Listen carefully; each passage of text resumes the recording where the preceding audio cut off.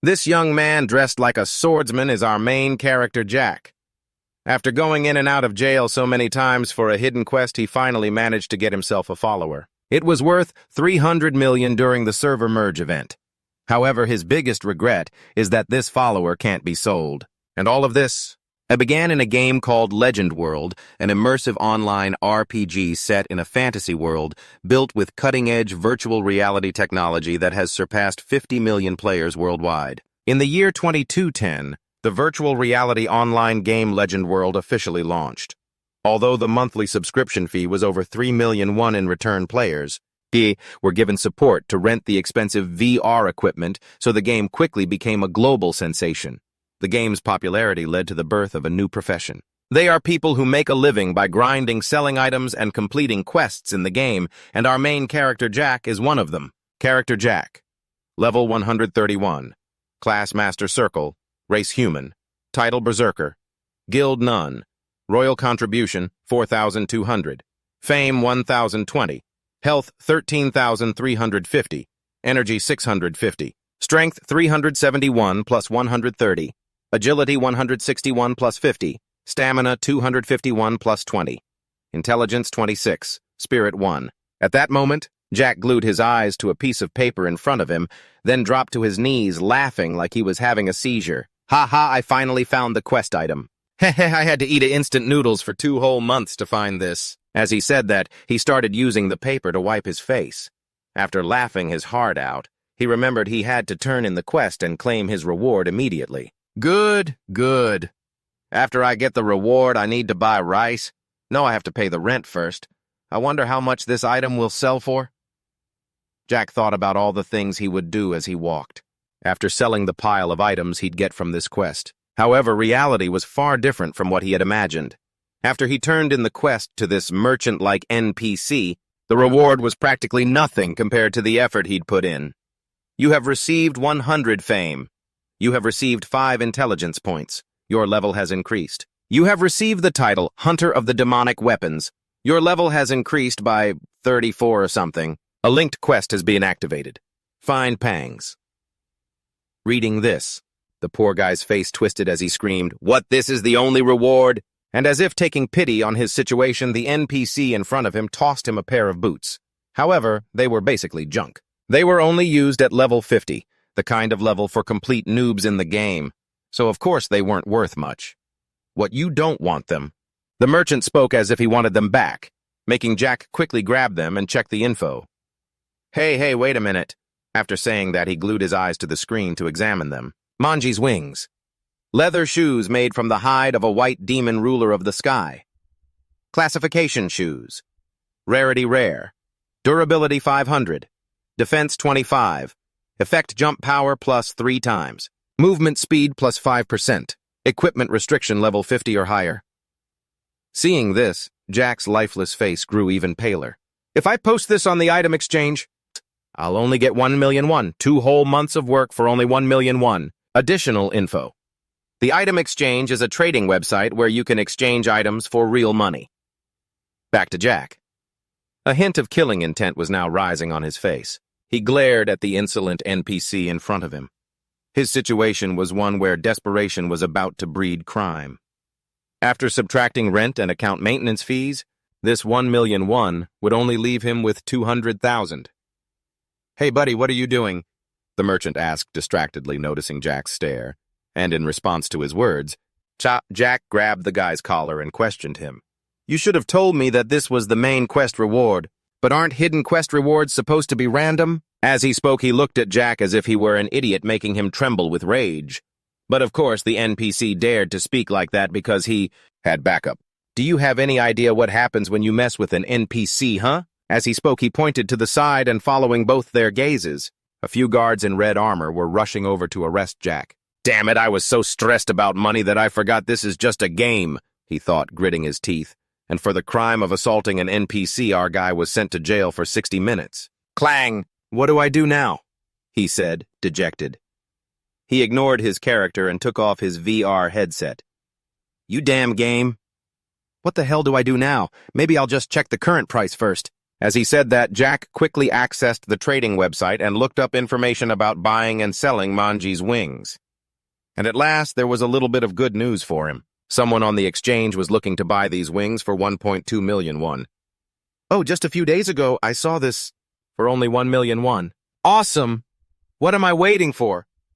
Let's make the trade now, he said excitedly, but then he turned to scold himself. I should have just stuck to grinding and hunting.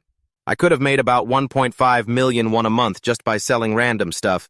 I guess greed really gets you nowhere. At this point, Jack also suddenly saw some information. It made his eyes pop wide open.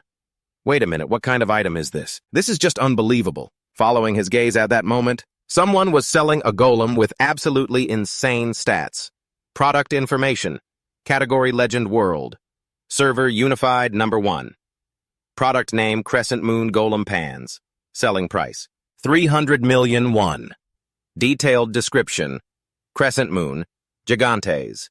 The Crescent Moon is an ancient magic weapon that unleashes attacks that are as powerful as they are refined, just like its own meticulously forged body. Especially on nights with a waning moon, it's said to possess a peerless power that even a Gigantes cannot withstand. Classification Magic Weapon. Grade Soul, Level 200. Attack Power, 2,150. Defense 5,000. Durability 80,000. Automatically recovers when durability decreases. Back to Jack after reading the information clearly, he shook his head in exasperation. It's a soul-grade pet even higher than unique. But selling a pet for 300 million won, who would even buy that? No one would buy this thing, not even in their wildest dreams. Just then, the notification for the expiration of Jack's stone house ended. This prompted him to immediately log back into the game. Then, although he didn't want to, since he had already accepted this hidden quest, Jack dragged himself over to the blacksmith's shop to find the old man pans for the quest. Why is the durability like this? He asked, making Jack too annoyed to even respond. Ugh, don't even mention it. I thought it was a great hidden quest, but who knew it would give me this pile of junk? Isn't that to be expected? Let me fix it for you. Wait a moment, it's going to be pretty expensive. He said it in a tone that suggested he'd heard this countless times before. Yes, then please fix it for me. And while you're at it, please increase its max durability too, Jack added. But the old man, Pawn, seemed to remember something and asked, Hey, didn't you accept a linked quest with me too? Hearing that, Jack finally remembered his hidden quest. The truth is, he had initially only come here to repair his equipment. And as if on cue after Pans's words, the quest notification window appeared in front of Jack. Linked quest has been activated. Please find Pans. On the other side. The muscular old man also spoke up, giving him the quest. Here's the situation. I'm very interested in the ancient machines said to have been created during the age of magic, that is, golems. The kingdom is currently pouring a lot of effort into manufacturing them. If you bring me the core component needed to create a golem, I will reward you handsomely. After he spoke, the quest notification window also appeared in front of Jack. Quest. Notification Pans's request regarding the strongest machine of the Age of Magic has been activated. Additional restriction. After activating the quest and until its completion, the cost to purchase and repair items will be tripled. Ignoring the notification for now, Jack had to ask again to be sure to avoid a situation like the one with that merchant Teddy. A handsome reward, huh? You're not planning on giving me 100 gold like Teddy did, are you? I don't know. I can only say that it is a worthy reward. The old man's vague answer gave Jack a headache. These NPCs are always like this. He sighed internally, then asked, So what does it look like? I think it's about this big and it's a glossy black color, he said, holding up his pinky finger, which crushed Jack's motivation. What? That's it. So where is it? I heard it's somewhere in Talang Castle. In any case, if you bring it to me, I'll give you a big reward. If you're lucky, you'll find it quickly. And just like that, after leaving the old man's shop, our protagonist started to think about the quest. This is a mandatory quest and will not affect other in-game activities, even while it is ongoing. Difficulty unknown. Reward unknown. Until this quest is completed. It will always appear on the quest list. Well, I guess I have to go to Talang Castle first. But what if it takes another 2 months? On the way, I'll have to take the opportunity to grind some mobs and earn some extra cash, he muttered to himself. An unknown amount of time passed, but now, Jack had finally arrived at the place to find the quest item. After witnessing its scale, he couldn't help but shout, Oh my God, I knew Talang Castle was huge. but looking for something tiny in here is truly like finding a needle in a haystack. After paying the entrance fee to the soldiers, Jack began to search randomly around the city. However, to be frank, he still had no idea how to find that tiny quest item. In a city this large, after wandering around for a while, Jack decided to ask a nearby shoeshine boy. A shiny black object about the size of a pinky finger, other than shoe polish. I've never seen anything like that, the boy said, shaking his head. After that, he also tried asking a few nearby shops. However, they couldn't provide any useful information either. Even the soldiers had never heard of such a thing. Hey, you're not from around here, are you? Outsiders who want to enter the city must go to the magistrate's office to register their entry, he warned. But just then, suddenly a child's voice piped up from behind Jack. I've heard about it. It's the thing that Pans wants, right? They say it's the heart of a legendary machine. I wonder if it's the black object that Pans is looking for. If it's what he wants, it certainly can't be anything ordinary. Some old mage spoke up, making Jack light up as if he'd found a clue. Sir, do you know where it is? Anywhere is fine. I've been searching all day. Please help me. Hearing his plea, the old man stroked his beard and offered a suggestion. I don't know where it is, but if you go through the city's north gate, you'll find the spring of the broken-winged fairy. Rumor has it there's a lot of treasure there. Really? Jack asked again, his eyes sparkling, which made the old man's hair stand on end. What's wrong with this young man? Where is it exactly? Let me mark it on the map for you, he said, his voice tinged with a little regret, but at least after getting the information, Jack thanked him with sincere gratitude. Thank you, sir. Thank you so much. Whoa, what a polite young man, the old man said, surprised. Meanwhile, Jack's face was filled with determination. I hope this doesn't take months like the last quest. If I stay this broke, a few more months, and I'll have to quit being a pro gamer. At that thought, Jack started heading straight for the north gate. However, he was immediately stopped by the gate guards. You can't pass through here.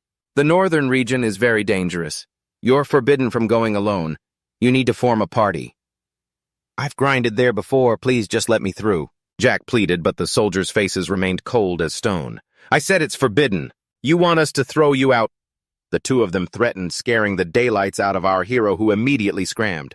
All right. So dedicated to your job. Hey, outsiders must go to the magistrate's office to register their entry. They reminded him, which only annoyed Jack further. Yeah. After saying that he secretly hid in a corner, looking for a chance to sneak out. When is this going to be over? I'll probably have to wait until the guards change shifts. Thinking this, Jack had his character hide in a corner. As for himself, he logged out to take a short break.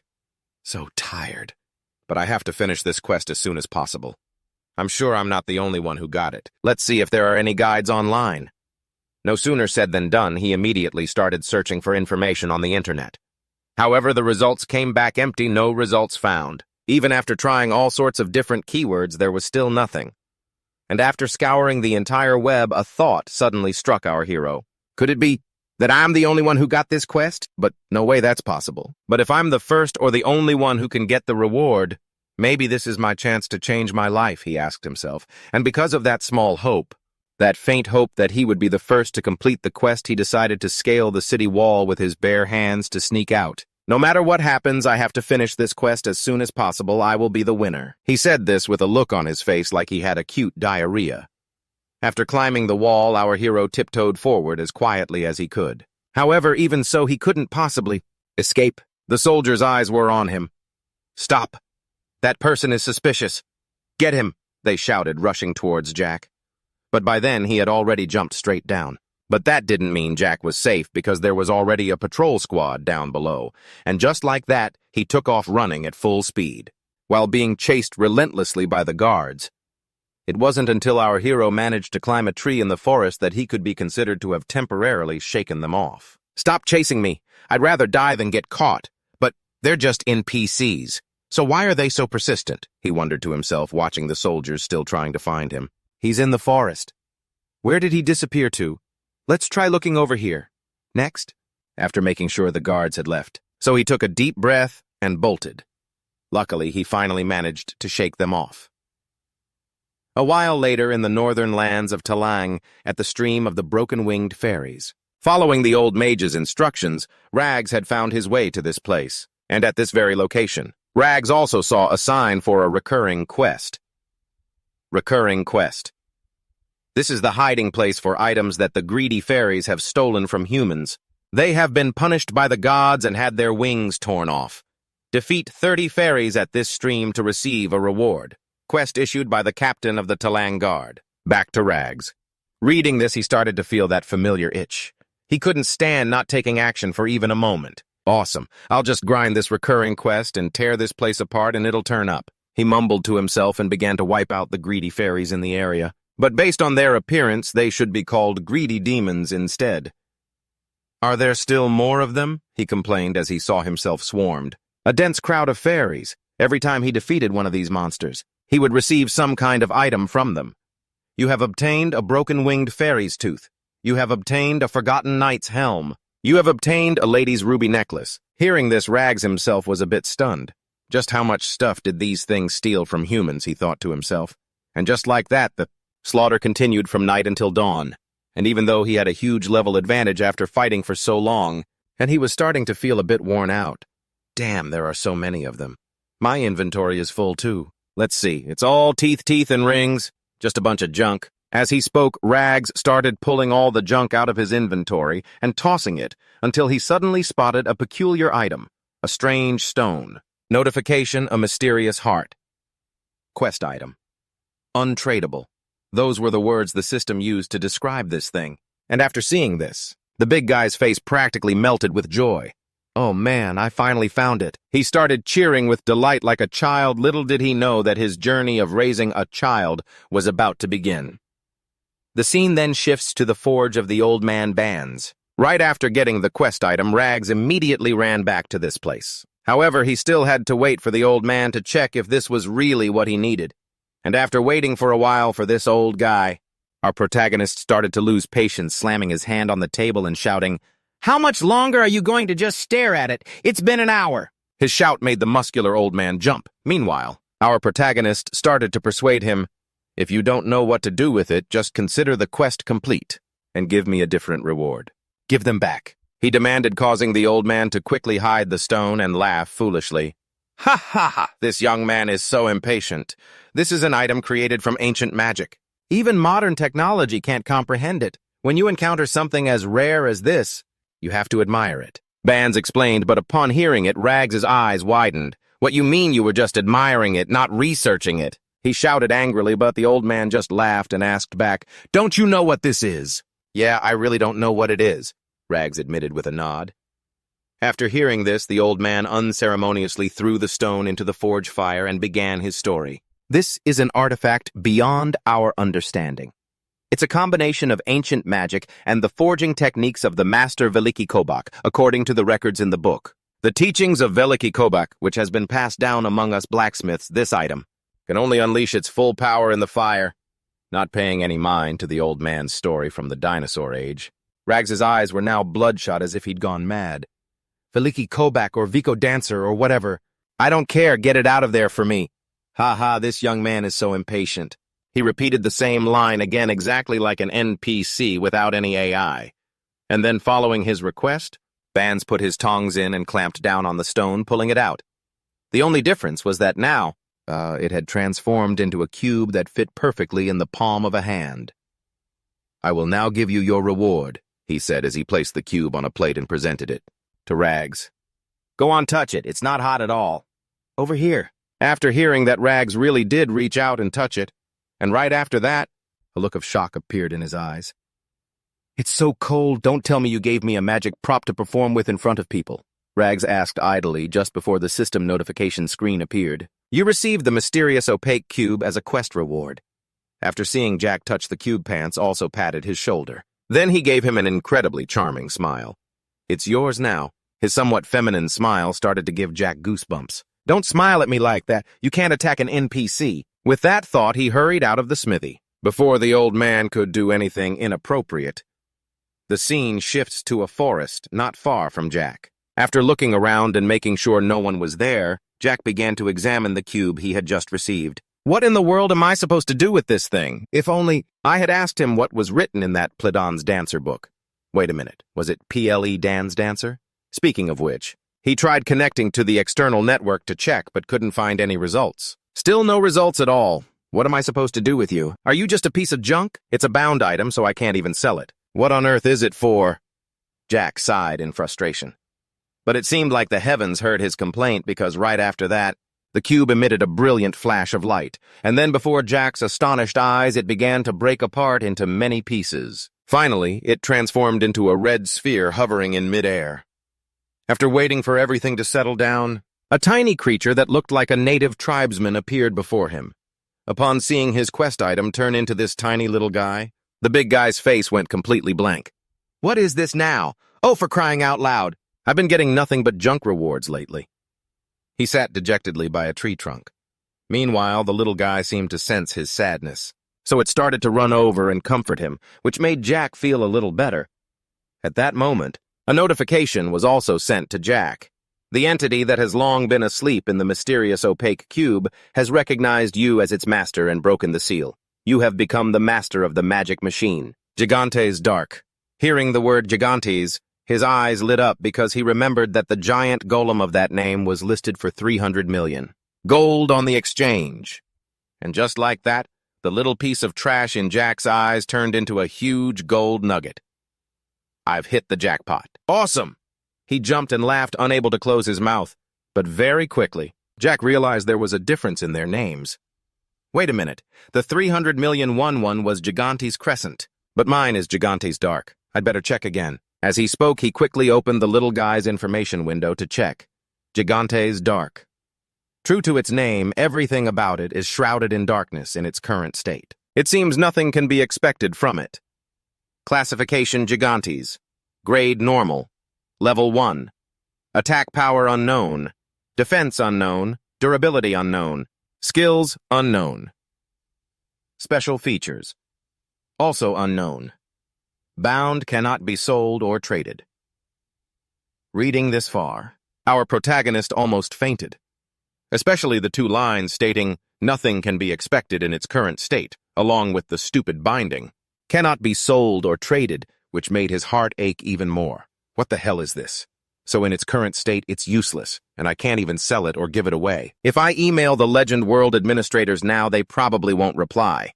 They're known for only responding to issues related to game bugs or accounts, but still it's a Gigantes. It must be useful for something, right? Jack thought with a bit of anticipation. But when he saw the tiny golem's speed couldn't even keep up with a rabbit, he could only laugh like a madman. Well, first things first, I'll just have to level it up. That's the most basic thing. The scene changes to a lush green forest. This is a level 20 hunting zone. Right now, in a corner of the forest, a group of monsters was enjoying a meal before they were interrupted by Jack and Gigantes Dark. All right, Dark, show me your power, he shouted, pointing forward to order the little guy to charge and attack. Following Jack's command, the little guy's whole body began to emit a dangerous aura. It surprised him a little. Whoa, that looks pretty intimidating. The name Gigantes will definitely make others wary. All right, let's go, he said with eyes full of expectation. Meanwhile, on the opposite side, the pack of wolf monsters also noticed Dark charging at them and shouted a warning to their comrades. Someone's here to cause trouble. What? Who's so bold? The white dog and orange pig said in surprise. As they watched, Dark's entire body was emitting an overwhelming presence. It made them tremble in fear, unable to move, and right after that, the little guy gave the gray wolf a shoulder check right to the face. At the same time, Jack, who was behind him, received a notification Gigantes Dark has acquired the skill Headbutt. Fantastic, Jack said, with a bright smile, seeing his new acquisition get a skill so easily. Back in the battle, the damage from that headbutt was a big fat 0. A total contrast to the powerful aura the little guy was giving off. And as if that wasn't enough, Dak even gave the gray wolf another kick to the leg, which made the gray wolf completely realize that Dak's attack power was at a newborn's level. If that was the case, there was no need to be afraid anymore. It immediately jumped back to its feet and gathered its strength for a kick. It kicked the little guy square in the chest, sending him flying like a balloon. What the hell? I've never seen such an insolent brat stomp him to death! The whole pack of mutts shouted in unison and began stomping the little guy without mercy, forcing his master, Jack, to rush in from behind to save him. Hey, stop it! The young dad roared and started laying into the entire mob of monsters. Hey, Dak, are you okay? He asked with concern, but the little guy just let out a few sounds, coo, coo, coo, coo, leaving Jack completely unable to tell if that meant he was okay or not. And before he could figure it out, Dak had rolled over and was out cold, sleeping like a log. Was he just tired, or was a level 20 dungeon too much for him? That has to be it. Even though he's a Gigantes, he's only level 1. A level 20 dungeon is probably too much.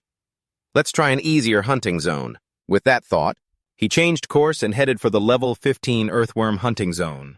But the result wasn't much different from the level 20 zone because as soon as the battle began, the little guy had to surrender to the earthworms. Left with no other choice, Jack had to lower the difficulty again, heading to the level 10 gentle water buffalo hunting zone. And there, even the gentle buffalo saw him as food, and so Jack had to take Dak to the level 5 fennec fox hunting zone. But even after dropping the level to near rock bottom, Dak still couldn't defeat these cute little foxes, and Jack's face was slowly losing all patience. Finally, he hauled his companion's sorry butt to the level 1 Jocka Wild Rabbit hunting zone. And just as our protagonist feared little Dak couldn't even fight off this flock of weaklings, this completely crushed his spirits. Oh, for crying out loud, if you can't even hunt a single level 1 monster on your own, what the hell good are you? I sound like a father scolding his son. It was so much trouble to get you, and you turn out to be this useless. This is driving me insane. I can't abandon him, and I can't sell him either. There's no information or guides on the forums either. Whatever, you can just stay put in my inventory. A guide is bound to show up sooner or later, whether it's on how to raise him or how to use him. As he spoke, he quickly shoved Dak into his inventory, remembering his empty pockets. He's been so busy he hasn't done any quests to earn money. I've got to go grind, he said to himself quickly, making his way to the rebel territory, the level 150 rebel night hunting zone. What's for dinner tonight? Probably rabbit meat again, I'm so sick of it. The soldiers chatted amongst themselves, unaware that the Grim Reaper had already called their names the moment a dirt-poor guy like Jack laid eyes on this place. All right, I'm here. Time to earn some cash. I've wasted way too much time on that useless thing. Let's go. As he spoke, he jumped straight down into the encampment below, causing the soldiers to frantically yell, "Who is that? We have an intruder! Intruder warning! Intruder alert!" The knight in the watchtower quickly rang the warning bell, and in no time a squad of knights assembled and rushed toward our protagonist. However, them gathering like this was exactly what he wanted. The moment he saw them, Jack activated his skill Mark of the Blood War.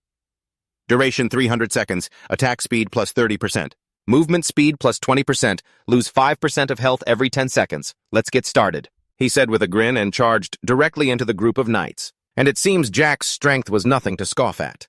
With his sword in hand and his skill activated, he was able to easily defeat all of the Black Knights.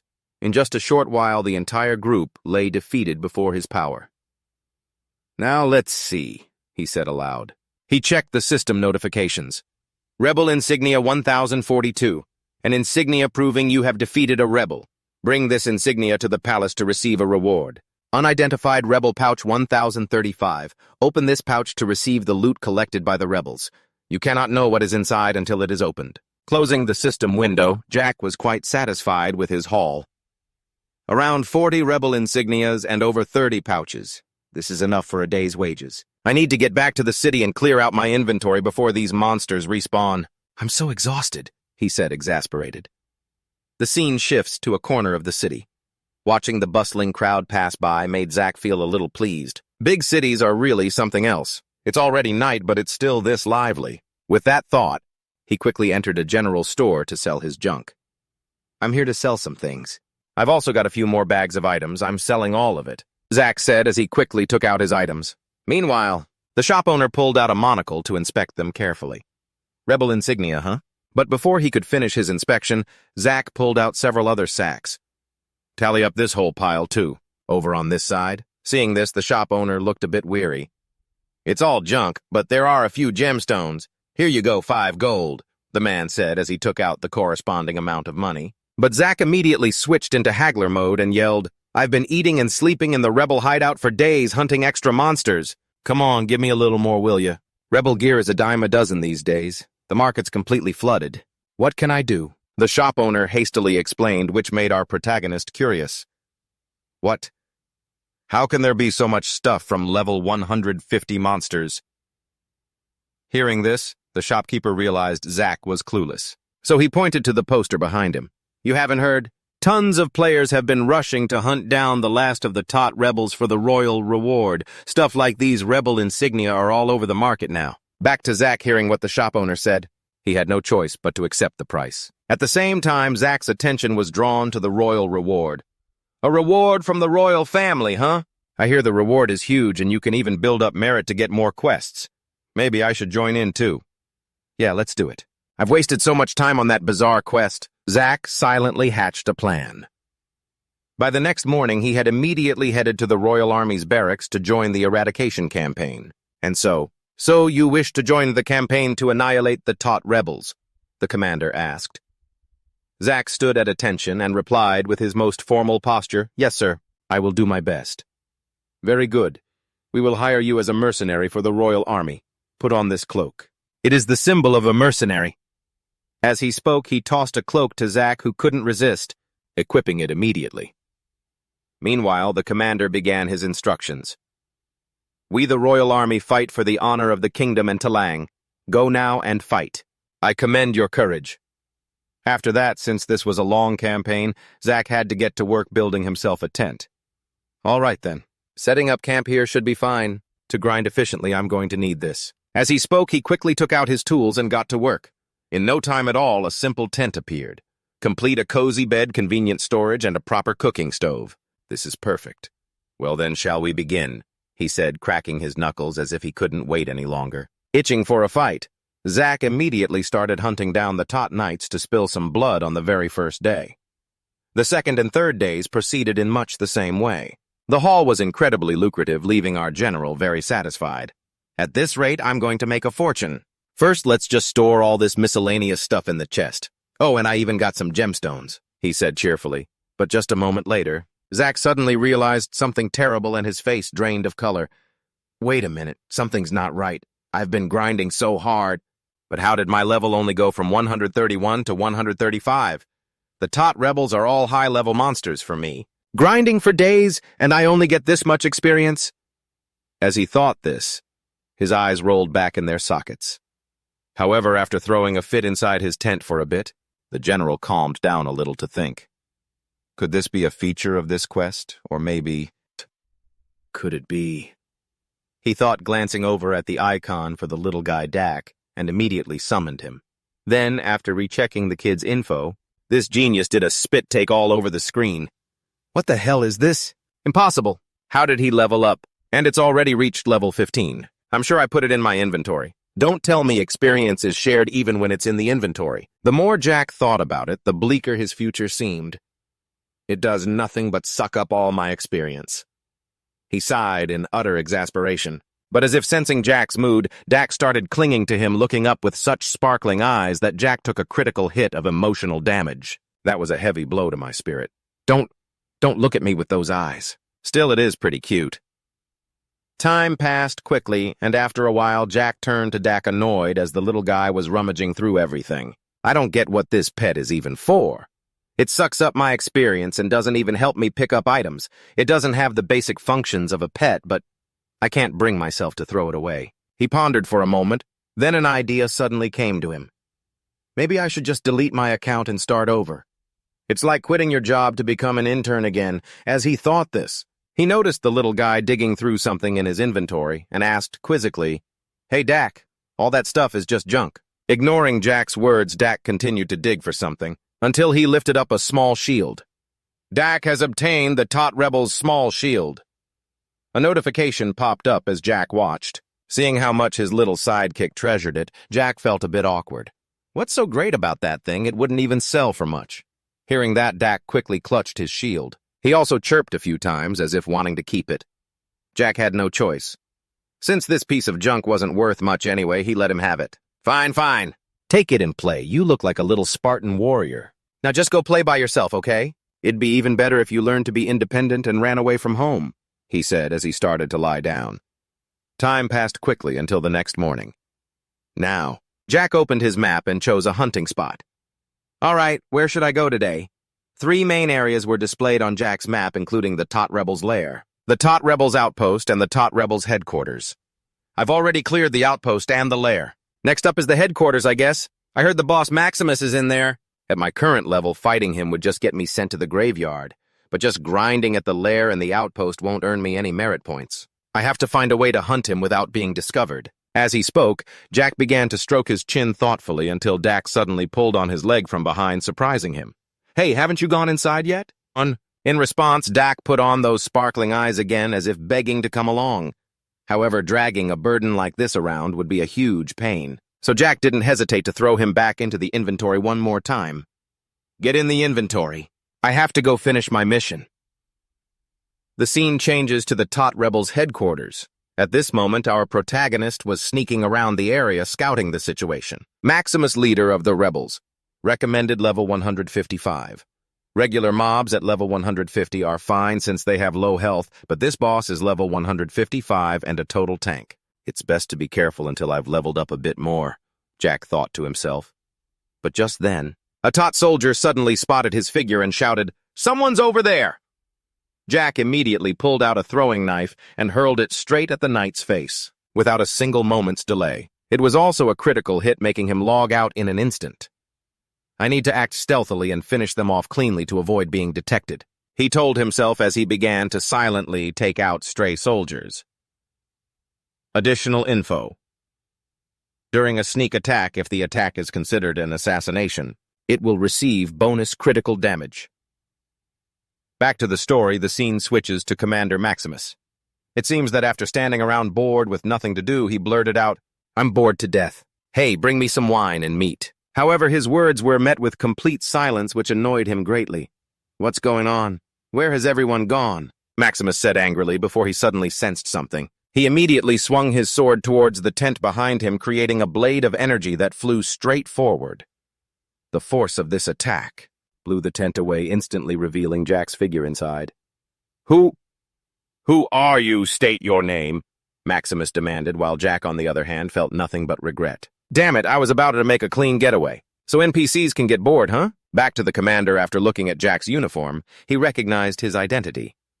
"Judging by that cloak, you're a mercenary from the Royal Legion. You came all the way from Talon. If you already know, why bother asking? Since it's come to this, I'll just have to risk it. The difference in our levels and health is pretty big, but there are no other mobs around. As long as I can figure out his attack patterns and dodge properly, I still have a chance to win. If I have to, I can just run for a bit and he'll probably give up," Zack thought to himself, but the Commander Maximus immediately charged forward, giving him no more time to think. And in the very instant their two swords clashed, our main character felt an immense difference in power. He was immediately pushed back by this commander, who took advantage of his loss of balance. He then followed up with a kick to Zack's stomach, sending him flying like a ragdoll. But before Zack could even get up, the Knight Commander was already right in front of him. At the same time, he swung his sword to attack. A huge explosion erupted, attracting the attention of the remaining soldiers. To the command post, that was General Maximus's attack. All troops fall back to the command post. Surround the area above and set up offensive and defensive positions. Clear orders were given one by one, helping the soldiers quickly regroup. The formation returned to the battle. It seems Maximus's last attack wasn't enough to take Zack down, but even so, he knew this was going to be a tough fight. "Countless players have already fallen before me. You're not even level 140 and you dare to challenge me," he said with a laugh, and Zack had to admit it.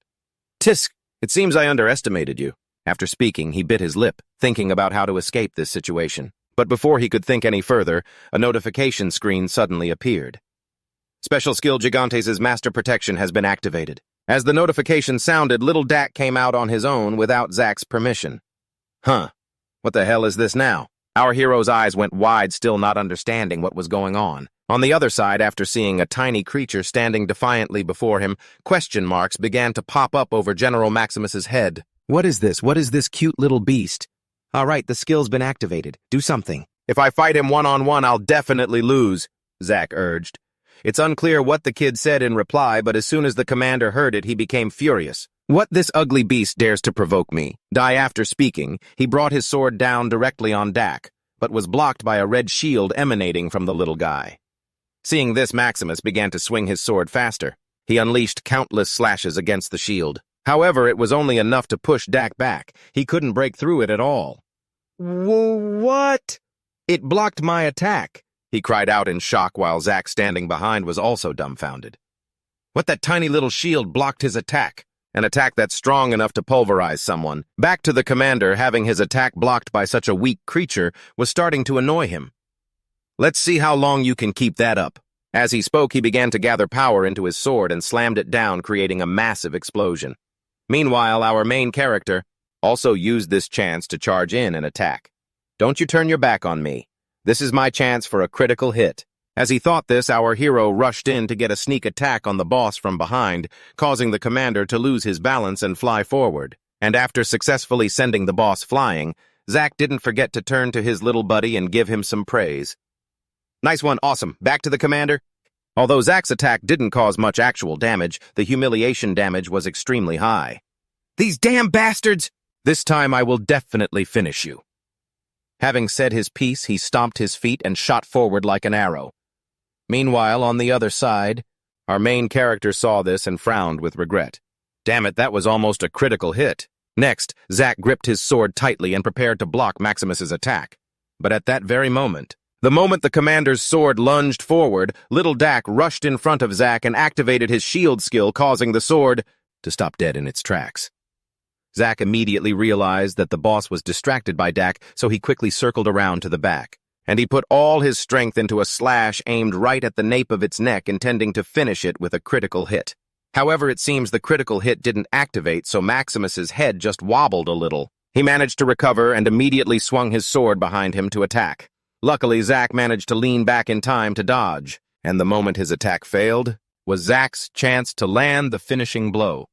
He took advantage of the opening before the commander could pull his sword back to defend and thrust his own sword forward. It pierced through his chest, ensuring this guy had no chance to turn the tables. Just like that, the commander's whole body began to dissolve into lines of data as he cried out in frustration. "No, it can't be to be defeated by this weakling." After he finished speaking, the commander officially bit the dust. But at least he left Zack a present. "Ooh, what's this reward?" he said with a voice full of joy. However, before Zack could even check it, the other soldiers from the Tot faction had already swarmed in. "Over there, fire!" someone shouted. And right after that, a rain of arrows came flying directly at Zack, forcing him to quickly grab the chest. He took off like a shot, but luckily Dak immediately stepped up and used another shield skill to block all the arrows. "Amazing. That's a professional tank for you. The old general didn't hold back his praise right after that. He told Doc he would go on ahead and immediately vanished, leaving his subordinate behind. Then, by some miracle, by evening, the kid Dak had returned safely. At this point, Jack had to reevaluate the kid's abilities. "It seems he's actually useful, huh?" he thought to himself, then walked over and patted the kid's head as a reward. "You've worked hard, Dak. I can't believe you managed to block Maximus's attack like that." After this is done, he noticed the wooden chest beside them and opened it. The loot inside was incredible, in Jack's eyes right at this moment. As the chest opened, it revealed countless rare items inside. First was the Sea Dragon leather armor, a set made from the hide of a sea dragon with scales that offered extremely high defense. Item class rare, durability 12,000, defense 400. Effects all stats plus 40 physical power plus 10% negates level 4 magic and below. HP recovery speed plus 100% mana. Recovery speed plus 60% can use the Sea Dragon shield skill once per day. Equipment restriction can only be used after a class change. The next item was the Blazing Jewel.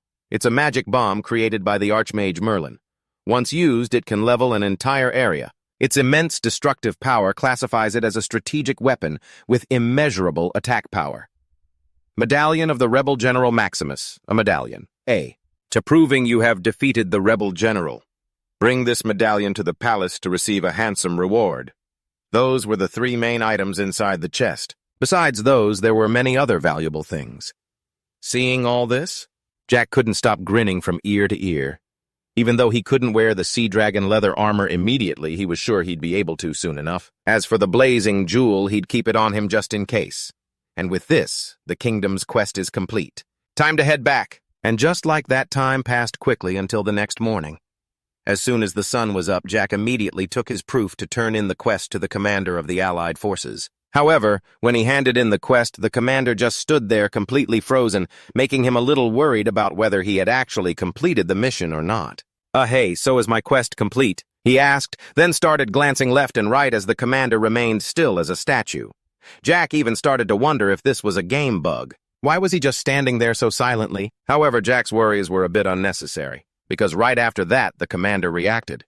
It was just that he was quite surprised Jack had managed to complete the mission so quickly. That's why he was a little stunned. You have completed the mission brilliantly. I never expected to meet a talent like you here. My loyalty has not been in vain.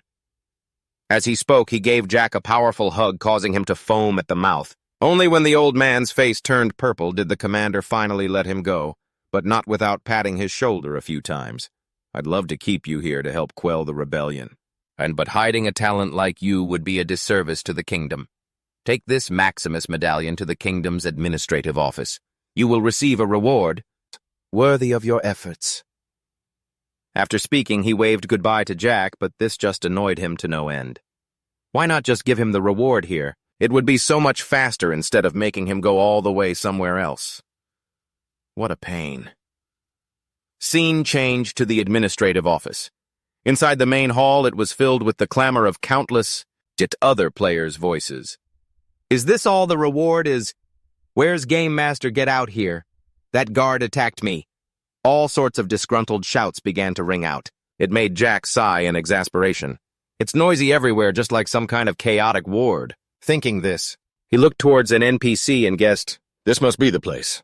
I wonder if the reward is any good. If it's too big, the value of the items I picked up will drop, Jack worriedly thought to himself, before he realized that someone seemed to be staring at him, which sent a shiver down his spine. Why has that girl been staring at me this whole time? She seems to be a player. Turning back to the red-haired old man, the NPC, it seemed these players kept bringing in useless proof to demand rewards, which had made him extremely angry. I can't reward you for something so trivial. Get lost! He shouted, slamming the table, which made the young player tremble in fear before running away in tears. Seeing this from behind, Jack started to get a little worried about his own situation. What, aren't we just here to get a reward? Up ahead, the old man saw that Jack had heard him. Seeing that he still hadn't left, he asked sternly, Hey, aren't you leaving? I've wiped out the rebel hideout. Here's the medallion, he demanded. Jack quickly took out the proof of Maximus's defeat to show him. And indeed, a boss's medallion was completely different. The moment he saw it, the red-bearded uncle broke into a smile. Well, well. So you brought the insignia of that bastard Maximus here? See, only insignias like this one are worth anything. Understand how it's done now. Ha ha! The man laughed as he grabbed his subordinate by the head to lecture him. This was starting to get on Jack's nerves. Come on, don't lecture someone right in front of me, he thought to himself, then awkwardly spoke up. So, does this mean the quest is complete? Of course. The man gave him a thumbs up. Then countless system notification windows appeared around Jack. You have received 5,000 gold as a reward. Royal contribution points plus 2,000. You have received the title Rebel Annihilator. You have been granted access to the office of Delt Captain of the First Royal Knight Order. Title Rebel Annihilator. This title is awarded to those who have defeated the leader of the rebel army. Effect attack. Power plus 20. Increases trust with the royal family. 10% discount when shopping at stores owned by the Clyde Royal Elite. By the way, the red-haired man in front of you is Delt. Indeed, I am Delt Captain of the First Knight Order of the Clyde Royal Family. You are a truly talented warrior. Return to me when you have grown stronger, and I shall give you an important mission. Yeah, I get it. Jack nodded as he spoke his attention on the system window that had just appeared. Attention from Delt Captain of the First Knight Order of the Clyde Royal Family has taken notice of you, after hearing news of you defeating the rebel leader, a feat that even they could not accomplish. It seems he will assign you an important quest in the future. Quest activation condition. Meet Delt after your third job advancement. The third job advancement, that's level 150, isn't it? I guess I'll just have to grind until then, Jack muttered to himself. However, just as he was about to step out of the administration building, another person arrived just like him to claim the reward for defeating Commander Maximus. Oh, you've brought the insignia of that bastard Maximus. Here as well. Delt's surprised voice rang out, causing Jack to quickly turn his head to look. Another one, is this person just like me? Seeing this, he was sure that the other person would also get a hidden quest from Delt, just like he did. So he started thinking about forming a party with that player in order to level up faster. Who knows, maybe I'll even get carried. The more Jack thought about it, the more he felt his decision was brilliant, so he went and waited outside the door. He'd wait for this girl to come out and then make his move. What's taking her so long? Jack said, watching the door. The moment he saw her step out, he hurried over to greet her. "Oh, there you are. Hey, it looks like you just took down Maximus. If you also got the job advancement quest, why don't we party up to grind levels together?" he said, extending his hand. However, his offer was met with a chilling, scornful silence from the girl. Then she simply turned and walked away, leaving our hero utterly embarrassed. Huh, what was that? Did I do something wrong? He wondered. Jack began to rationalize to himself. It's not like I actually wanted to get to know her. For all I know, she's probably a dude in real life. Whatever. I'll just go to sleep and deal with it tomorrow. With that, he quickly logged out to get some rest after days of tedious grinding. The scene changes to the Darklands. Recommended level is for players between 120 and 150. Only then should you drag yourself here to grind. This is a harsh land where the sun never sets. However, while the recommended level is 120 even players at level, 150 can easily die if they get swarmed in these Darklands. It's a place where even high-level players can be killed if they're not careful. And right now our protagonist is also in this area. Although his level is a bit on the low side, there's nowhere else left for him to grind. I need to hurry up with my third job advancement and get that quest from the kingdom, he said, his voice filled with determination. As for the little skull-faced kid beside him, it was unclear if it understood anything at all, but it let out a few chirps as if it did. You understand what I'm saying, right? All right then. Remember to attract the monster's attention just like last time, and let me unleash my attack. The little one chirped a few times as if in reply. It's best to aim for the dark spirits first, Jack instructed, but before he could even finish his sentence, the little guy shot forward like an arrow, making Jack's eyes widen in shock. Hey! That stone statue is as tough as Maximus, you know. Such a troublemaker. I have no choice, Jack said, feeling a familiar ache in his gut. Back with Dak, the little guy was doing a great job luring the monsters as the horde of stone statues couldn't him break through his shield. But naturally, Jack couldn't just let his little sidekick get beaten up forever, so he had to charge in with his sword to the rescue, shattering a stone golem in front of him. Jack let out a weary sigh because it had already been 7 days in the Darklands. He'd been grinding with his little buddy in the scorching heat, but his level had only increased by a measly 2.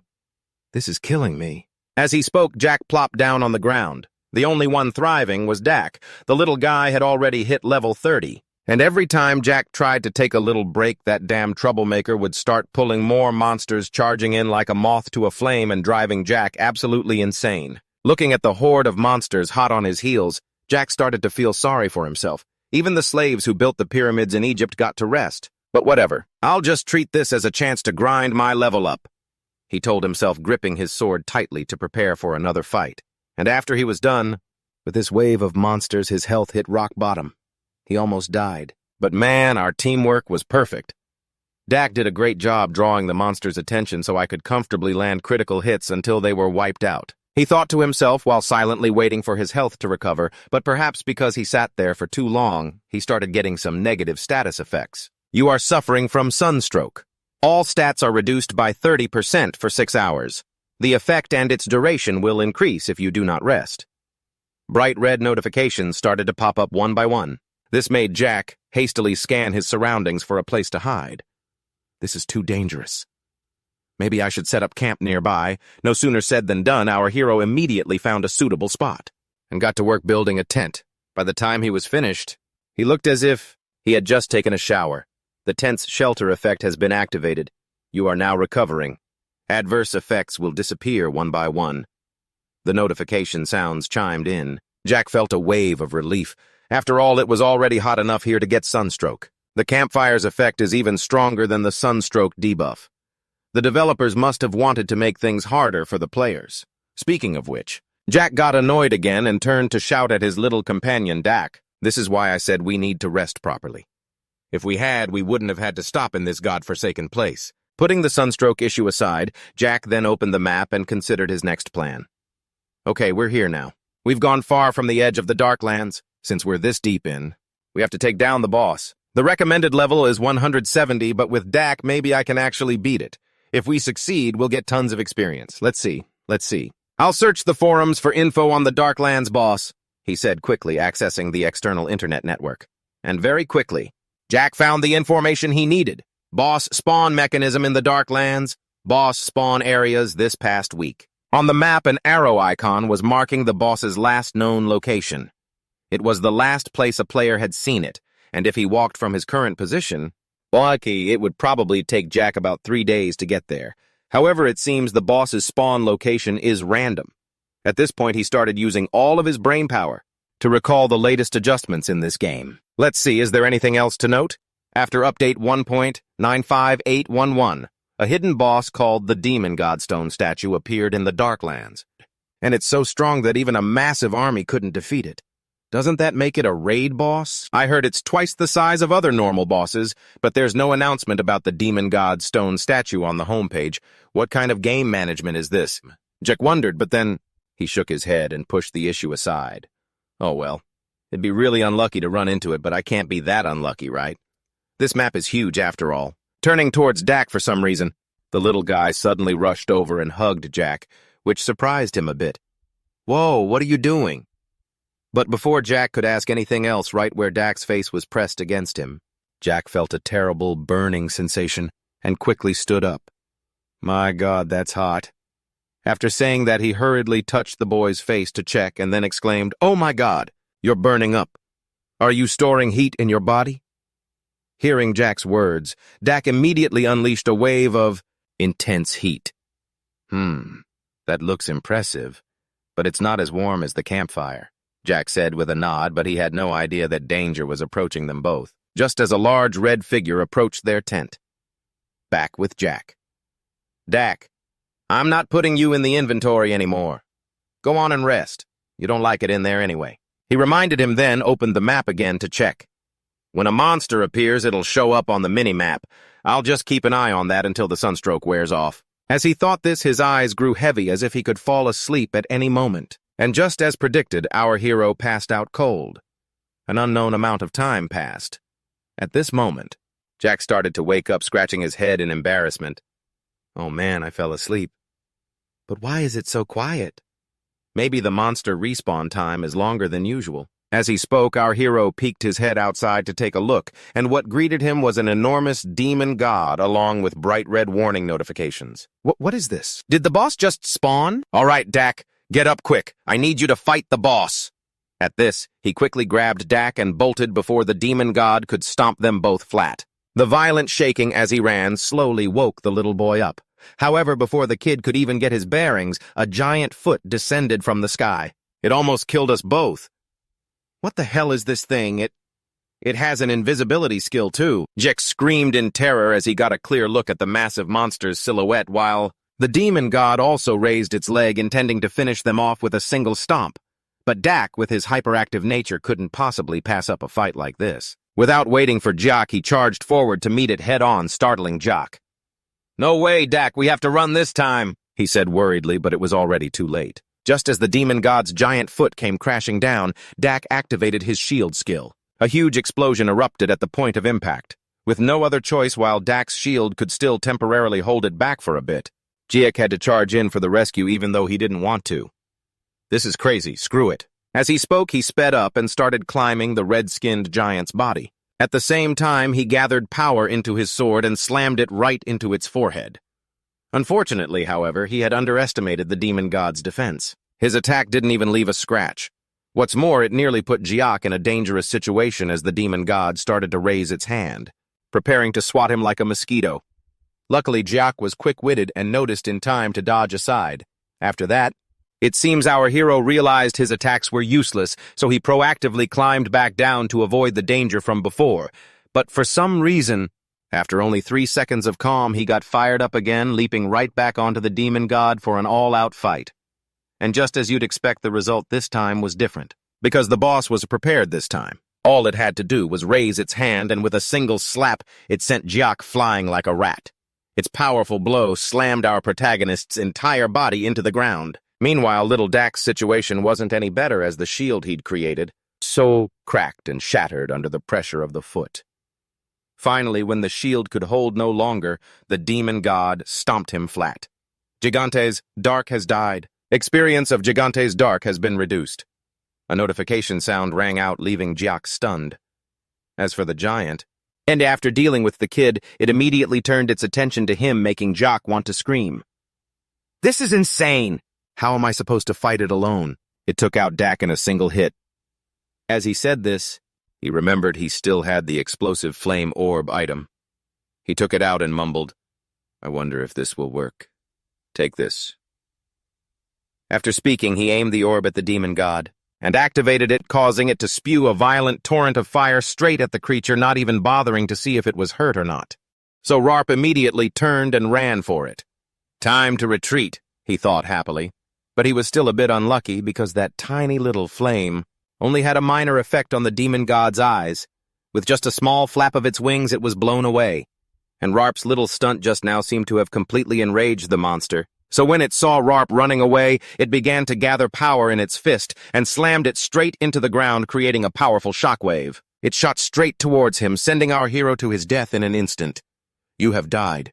Your level has been reduced. You will be forced to log out. You will be unable to log in for the next 24 hours. Because of the death penalty, the familiar system sounds chimed in, making Jack just sigh and take off his VR headset.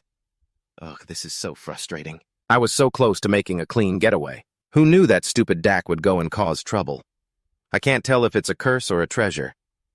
As he said that, his stomach started to growl, making him glance at the clock and mumble. It's already dinner time. I've been starving all day. I'll just order some fried chicken. After all, I've earned a decent amount of gold. Then, with the food laid out in front of him, Rarp cracked open a can of beer and turned on a news channel about Legend World. Ah, this is the life. He let out a satisfied laugh as he took a swig of beer. Just then, the news report caught his attention. It seems that the new pet, recently updated in Legend World, is causing quite a stir, isn't it? That's right, it was only a rumor before. But at 2 p.m. this afternoon, Legend World's game monster officially confirmed it.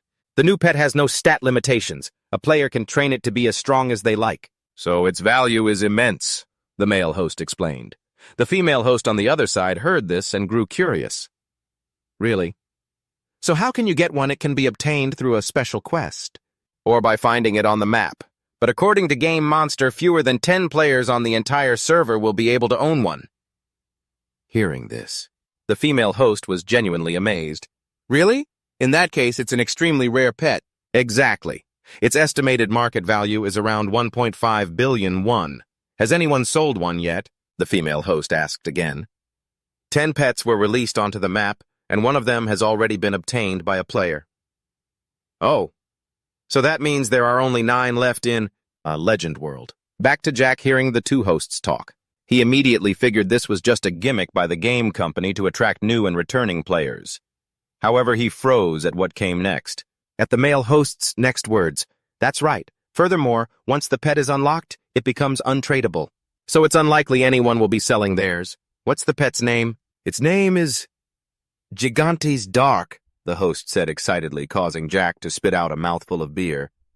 It's equipped with the most advanced artificial intelligence, with the ability to make its own judgments and respond to any situation.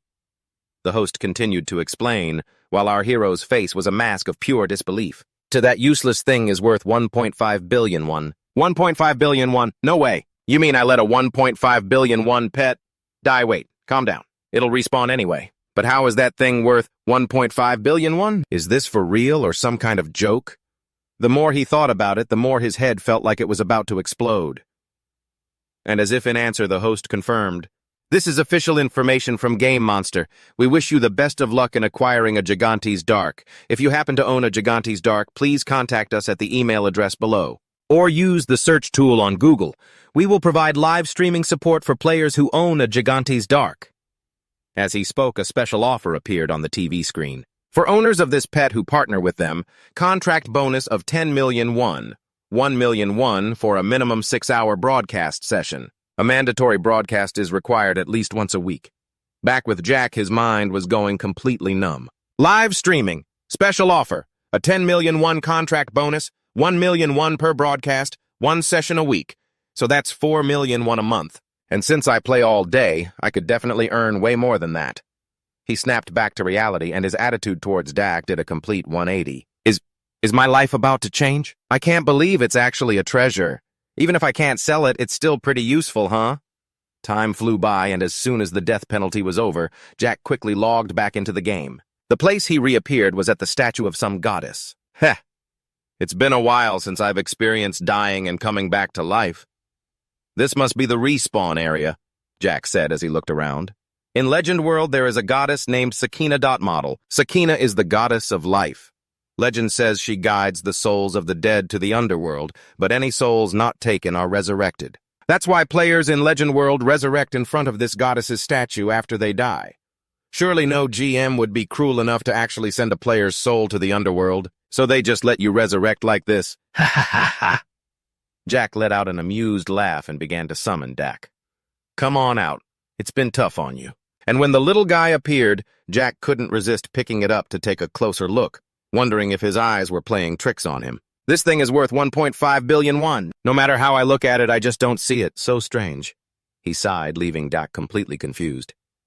Meanwhile, the goddess statue, on the other hand, was getting a little annoyed. Stop standing around like an idiot. You've been revived, so get lost. Of course, that was just the statue's inner thought. Jack couldn't read her mind. Back with Jack, the memory that the demon god boss was still lurking somewhere on this map scared him to death. Ah, whatever. I'll deal with the broadcast stuff later. It's a long way home. I need to get out of here first. I really don't want to run into that thing again. As he spoke, Jack began to open his map to check it. He was looking for the safest route, but suddenly little Doc beside him seemed to notice something. It pulled on his pant leg to get his attention. Huh, Dak, what's up? Is something wrong? Without answering Jack's question, Doc took off running straight ahead, forcing Jack to hastily chase after it. Hey, where are you going? To Talang's castle. Hey, and just like that, the master and his pet one, chasing one fleeing, ran all the way to a strange cave before stopping. Why did you bring me here? What if we run into that demon god again? Jack panted heavily as he spoke, then looked around puzzled. This cave didn't even show up on the map, so he had no idea whether he should go inside or not. But while he was still hesitating, Doc took matters into its own hands and ran straight inside. Hey, what do you think you're doing now? He yelled but couldn't stop Dak at this point. If it weren't for that announcer saying this little guy was worth 1.5 billion won, Jack would have definitely shoved him in his inventory by now. 1.5 billion? 1.5 billion? Calm down, stay calm. I can't lose my patience, Jack muttered to himself over and over. After heading inside, he saw that the cave appeared to be artificial with perfectly square-cut stairs, and there was Doc waiting for him in front of a door. The moment Jack stood before the door, a system notification popped up. New area discovered, Tomb of Lubras. Hearing that, Jack felt the name was somehow familiar. He began to search his memories. Tomb of Lubras, huh? Why does that sound so familiar? Lubras. That was the demon king who appeared in the game's mythology. In Legend World, Lubras started as a lowly creature from the demon realm. He trained himself to become the demon king, expanded his power into the human world, and became an immortal demon god. According to the myth, he overthrew the previous demon king, the Stone.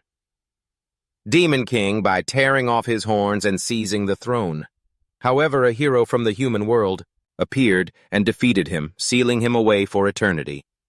And the horns of the Stone Demon King, the source of Lubras' power, were said to have been hidden somewhere in the human world. That's right, I think an NPC mentioned this before, but I never thought I'd find his tomb here. After speaking, Jack turned to look at Didak, guessing the little guy must also have the ability to detect ancient relics and treasures. Putting the mystery of Dak's hidden abilities aside, he then couldn't contain his curiosity and immediately entered the tomb. At the same time, in a certain room, a gorgeously dressed woman stretched wearily and glanced at the clock. It was already past closing time. Manager Lee, have we made contact with the owner of Gigante's Dark yet? She asked a male employee beside her. In response, the young man could only scratch his head sheepishly. No. Still nothing.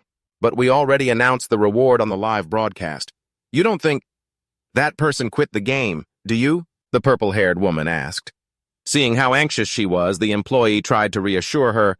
The GMs confirmed that it's in someone's possession. They'll definitely get in touch after seeing the broadcast. We can't just keep waiting like this. What if another station steals it from us? The woman shook her head as she spoke, causing the employee to just sigh and turn back to her. Of course, she knew that complaining wouldn't solve anything. Well, I guess after work today, I'll contact Legend World again tomorrow to ask for info on the player who has Gigantes. While I'm at it, I should contact the Guildmasters too. Yeah, that'll work. Well, then I'm heading out. See you tomorrow. She said her goodbyes, then sighed wearily again. Time to just go home and log into the game. I have to make the most of this time to grind. But man, I'm really addicted to this game. I'm always thinking about it. Or maybe I should just log in and find that player myself. The girl thought this as she clicked on her assassin character, Harren, and looked at the character icon. And it seems this was the very girl that Jack had met at the Alliance's administrative building. Back with Jack, after he opened the door and stepped inside, he came face to face with a giant horn. It's on display on a stone pedestal inside the room, huh? Is that the horn of the Stone Demon King? He exclaimed in amazement. The creature Dak next to him had already bolted towards it like a dog was chasing him. Hey, be careful, don't run around all over the room, Jack said worriedly. And sure enough, just as his words became reality, little Dak accidentally stepped on a certain stone slab. It sank down simultaneously, activating a trap mechanism above. Following that, countless arrows, swinging blades, and burning oil began shooting out aimed straight at the little guy. However, it was all blocked by Dak's shield skill. You'll step on a trap if you're not careful. Dak's not stupid, Jack yelled from behind, but by then Dak had already finished dealing with the trap. Wow, he's even scouting for me. He's a master scout, all right. But there could still be traps. I have to be careful with every step. As he spoke, Jack tiptoed forward, and only when there was no strange sound ringing out was he able to let out a full sigh of relief. Relieved, Jack was able to easily reach the horn just like that. This is just unbelievable. With this amount of mana and durability, it can be used to craft any type of weapon, whether it's for magic-ranged melee tanking or healing. This is an incredibly expensive high-grade material. I've never even seen anyone use equipment made from this stuff before, either in real life or in the game. There's probably no trap right here, right? Nope, no traps, Jack said as he lifted the entire pedestal in his hands. And Dak next to him also chirped a few times as if reminding him. All right, put this in my inventory. Want to get out of here already? Jack said with a laugh as he tossed it into his inventory. However, a system message immediately popped up. Cannot store in inventory. Exceeds allowed weight and size. What you mean? I have to carry this heavy thing myself, all the way through the Darklands to get home. I'd rather deal with traps, he then shouted. Even though he knew it would be exhausting as hell, Jack still had to try and carry this horn. On the way back, huff, huff. He let out a few heavy breaths, then yelled when he saw Dak cheerfully singing up ahead. How can you still be singing at a time like this? As he said this, he couldn't take it anymore and flopped down onto the ground, fanning himself desperately. That's it. I'm completely out of energy. I'm not doing this anymore, Jack complained, then became confused. The horn was clearly an item, so he couldn't understand why it couldn't be stored in his inventory. Turning towards Dak, it seemed the little guy wanted to test his strength, so he walked over and lifted the horn straight up into the air, making Jack's eyes pop out of his head. What, you can lift it? I just can't believe it. But before Jack could get his hopes up, Dak was crushed by the horn's weight after taking just a few steps, shattering Jack's dream of getting a free ride. Shattered. Yeah, it really is heavy. I wonder if the demon godstone statues will appear again. The monsters could attack at any moment. I can't just keep walking like this. As he thought that, a rattling sound suddenly echoed from behind Jack, catching his attention. He turned to look, and following his gaze, at that moment, someone was pushing a cargo cart toward them. Oh, it's a player, perfect timing. Hey friend, wait a second, he yelled, making the player pause for a moment. Where are you headed, friend? I'm transporting goods from Zero to Talang to sell, the player replied, which made Jack's face light up. That's perfect. Can you let us load our things onto your cart? Things? He asked, a bit confused. Jack immediately pointed to the horn on his back and explained this. Can you take it to the warehouse manager of Talang Castle? Please help us. Back to the guy in the hat, he took out a magnifying glass to appraise the item, and after seeing the information that came back, he couldn't hide the surprise on his face. Whoa, is this the horn of a Stone Demon King? That's right. After you load it up, don't log out or just help me out a little, Jack said awkwardly. The guy heard him and grumbled a bit. If you're so worried, you shouldn't have asked in the first place. I'll pay you in gold, all right? Jack quickly offered, but this guy didn't need his few silver coins. Nah, forget it. I'm already max level. I'm just killing time as a traveling merchant, so I don't need gold. Hurry up and load your stuff. Thanks, man, he said with a smile, quickly tossing his horn onto the cart. Meanwhile, the guy with the glasses noticed Dak nearby and was shocked for a second time. Hey, is that pet a Gigantes, Dak? Ah, yeah. That's right. Jack nodded, which made the guy immediately run over to the little guy for a closer look. Oh my God. This is the first time I've seen one in real life. I want one too, but they're not tradable, are they? As he spoke, he started rubbing his cheek against Dak, making the little guy extremely uncomfortable. Yeah, it's a bound pet, Jack said, but inwardly his thoughts were completely different. Damn it, I almost got robbed. Even a max-level player wants him. However, contrary to Jack's petty thoughts, the kind-hearted guy over here started rummaging through his pile of items to find a gift for the little guy. He's so cute. I have to give him a present. Here, take this. This black round shield will suit you well. As he spoke, he tossed a shield to Dak and added, its physical and magic defense are way better than your old one. Awesome, I'm so jealous, spoken like a true max-level player, the big guy said with a voice full of admiration. After calming down a bit, they officially set off. Anyway, let's get going. I know a route with no monsters. Just follow the cart and don't stray away. And so, by hitching a ride with a max-level pro, Jack and his companion were able to safely reach the city.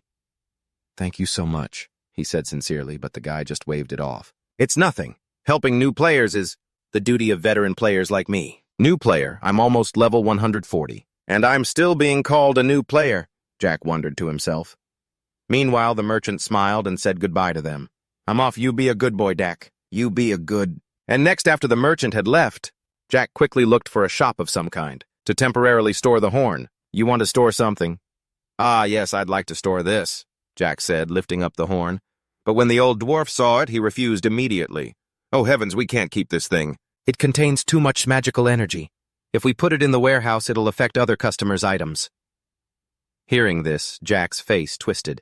But he still tried to ask the old man for help because he really couldn't just wander around the streets carrying this rare item. If people see it, I'll definitely get robbed instantly. Please help me. No can do, no can do. I can't let your item damage the belongings of my other customers. The old dwarf adamantly refused, forcing Jack to use his trump card, Crocodile Tears. Please, sir, I don't know what else to do with it. That's your problem. You're a grown man, so why can't you understand plain English? If you keep insisting, I'm calling the guards, he said in a threatening tone, pointing to some guards standing nearby. As for the guards, they had rugged faces and looked like gangsters. It felt like if the old man just shouted once, they would rush in and beat Jack to a pulp. With no other choice, our protagonist had to temporarily give up on his plan of storing the item at this shop. What a pain. I can't just throw away a high-grade material like this, he whispered, not realizing that other players had already recognized Dak, who was walking beside him. Hey, the beast next to that player, is that a Gigantes, Dak? Seriously? I think it really is. That thing is worth 1.5 billion? Murmurs echoed all around. As for Rack, after thinking it over, he decided to take it to Pan's place. He had to bring it to Pan to get it crafted. I have to get some equipment made right away. That's the best solution. With that in mind, he quickly made his way to the muscular old man's smithy, and upon seeing this item, even the old man himself was astonished. Where in the world did you get this, something this rare, and you're just carrying it around everywhere? Well, it doesn't fit in my inventory, and I can't put it in storage either. I had no other choice. Luckily, a kind max-level player brought me here, he explained wearily. The old man, however, offered his own take on it. That person wasn't being kind. It's just that this thing is useless to them. Huh. What do you mean? He asked, confused, and the old man proceeded to enlighten this clueless newbie. This thing is so hard it could break any blacksmith's hands. To put it bluntly, it's useless to them. No one wants to bring that kind of trouble on themselves, so they don't even bother with it. But you're in the same boat. How about you sell it to me for 1 million gold? The muscular old man offered, causing the young lad's eyes to turn into 2 gold coins. By the way, 1 million gold in the game is equivalent to 100 million won in real life. While Jack was still stunned by this price, the old man continued to persuade him. Only I would pay such a high price for it, you know. Take it somewhere else and you might not even get 100,000 gold for it. So what do you say? Back to Jack, with the experience of a veteran player, he was still sharp. He wasn't blinded by the money. Let's see. If you're offering 1 million gold to buy it, that means its value is even higher than that, isn't it? Haha, you may look foolish, but you're quite the sly one. The old man laughed. Jack started to press for the real number. Tell me the truth, what is it really worth? After saying that, he even considered hiking the price up to 3 million gold on this rich old man. But the old man was no fool. You don't seem to know what a difficult material the horn of the Stone Demon King is. Stop bluffing, he said angrily. Well, then I'll just go find another blacksmith, Jack said nonchalantly, which made the old man start to tear up. How about this? I'll craft the equipment for you, and you pay me for the labor. Hearing him say that, it seems Jack felt a bit more satisfied. He sighed and asked, "How much is the labor fee?" In response to his question, the old man held up 5 fingers, giving Jack a bit of a delusion. 500 gold, I can probably afford that. But the old man shook his head and continued to hold up 5 fingers, forcing Jack to revise the price. 50,000 gold, that's a bit steep, isn't it? However, it seemed that price still wasn't the real number. The old man shook his head again, and Jack had to shout, 500,000 gold. What the hell are you talking about? Not 500,000, it's 5 million gold, got it, he bellowed, making Jack's eyes roll back in his head. What? No need to be so shocked. That's the minimum price. So can you pay it? He said with a smile, continuing to persuade him. What are you still thinking about? It's not like you know what to do with it anyway. Or I could sell it on the auction house, Jack suggested. However, the old man said that would incur an additional 10% transaction fee. I accept, Jack said with a sly grin. But the old man also pointed out a flaw. This thing can't be put in storage, so you can only trade it directly. What if you run into a scammer? Then I'll just trade it next to the guards. Why make things so complicated? Just sell it to me for 1 million gold and be done with it, Pan said with a sigh. Because I can see you're lowballing me. Hey, how dare you look down on me? I am the most reputable and skilled blacksmith in Talang. Just trust me with it. I'll take care of everything. The old man puffed out his chest with a grand assurance, but Jack didn't believe a word of it. So just to be sure, he went to the auction house to check. And just as he thought, the price was vastly different from the 1 million gold Pans had offered. The price for the Horn of the Stone. Demon King hadn't been officially announced, but it seemed to have been traded on the market for 4.89 million gold. All right, then. In that case, I'll sell it for 4 million gold, he said, turning to the old man with a bright smile. This made the old man practically breathe fire. Are you kidding me? Fine, I'll concede a step. 1.5 million? Nope. 3.99 million gold. 2 million. 3.98 million gold. And so the two of them started haggling. Finally, the muscular old man couldn't contain his anger and gave up. Fine, all right. I won't take the Horn of the Stone Demon King anymore. You can sell it to whoever you want. I don't care. All right, then I'll go sell it somewhere else, Jack said with a smile, and immediately turned to leave, forcing the old man to hurriedly stop him while flashing a bright smile. Hey now, young man, why are you so hot-headed, model? I was just kidding. 2 million gold isn't bad. I know you're a dark gamer who needs money to get by, but blah, blah.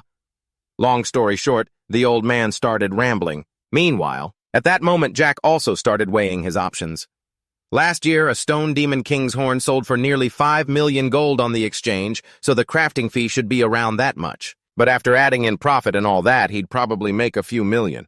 Look at him. Being this stubborn, this must be a great deal for him. All right, then. But this is a chance to change my life. With that thought, Jack decided to keep the horn for himself and made his request. All right, then, craft the equipment for me. I'll pay the fee. Across from him, Vans listened, then looked at him with suspicion and asked, You don't look like someone who has enough money. This brutally practical question hit Jack like a ton of bricks. But brushing that aside, anyway, 5 million gold is enough to craft equipment from the Stone Demon King's horn, right? Jack asked again. After stroking his chin for a moment, the old man nodded. It's enough. But that's just for the materials. With labor and miscellaneous fees, it'll cost you 7 to 8 million gold. That's fine, then. For all your trouble, I'll pay 7 million gold, but I have one condition. A condition? The old man asked, puzzled.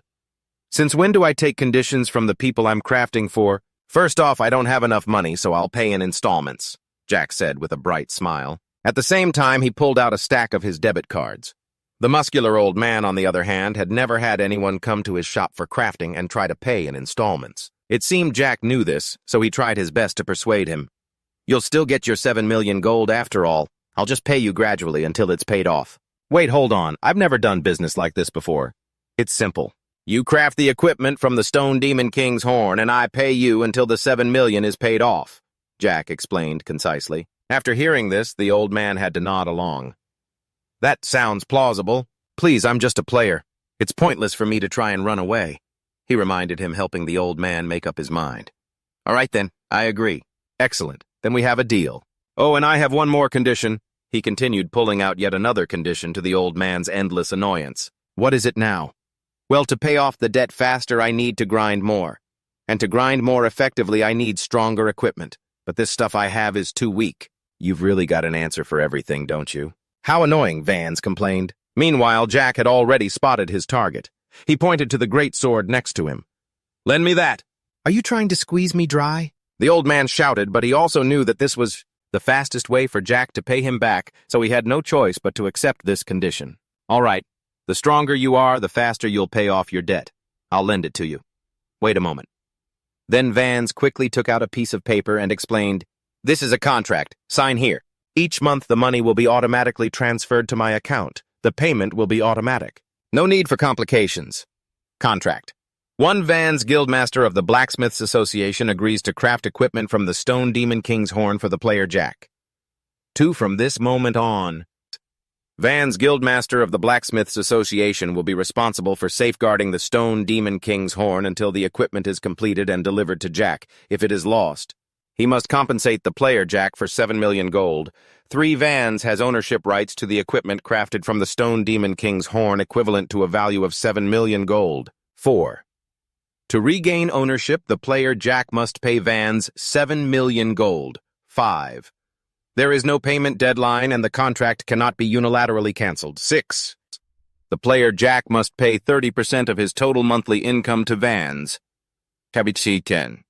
The payment in Article 6 will apply until ownership of the equipment crafted from the Stone Demon King's horn is transferred to the player Jack. 8. During the contract period, the player Jack will receive a 20% discount when using the services of blacksmith shops belonging to the Blacksmiths Association. 9. During the contract period, the player Jack may borrow weapons from Vans. 10.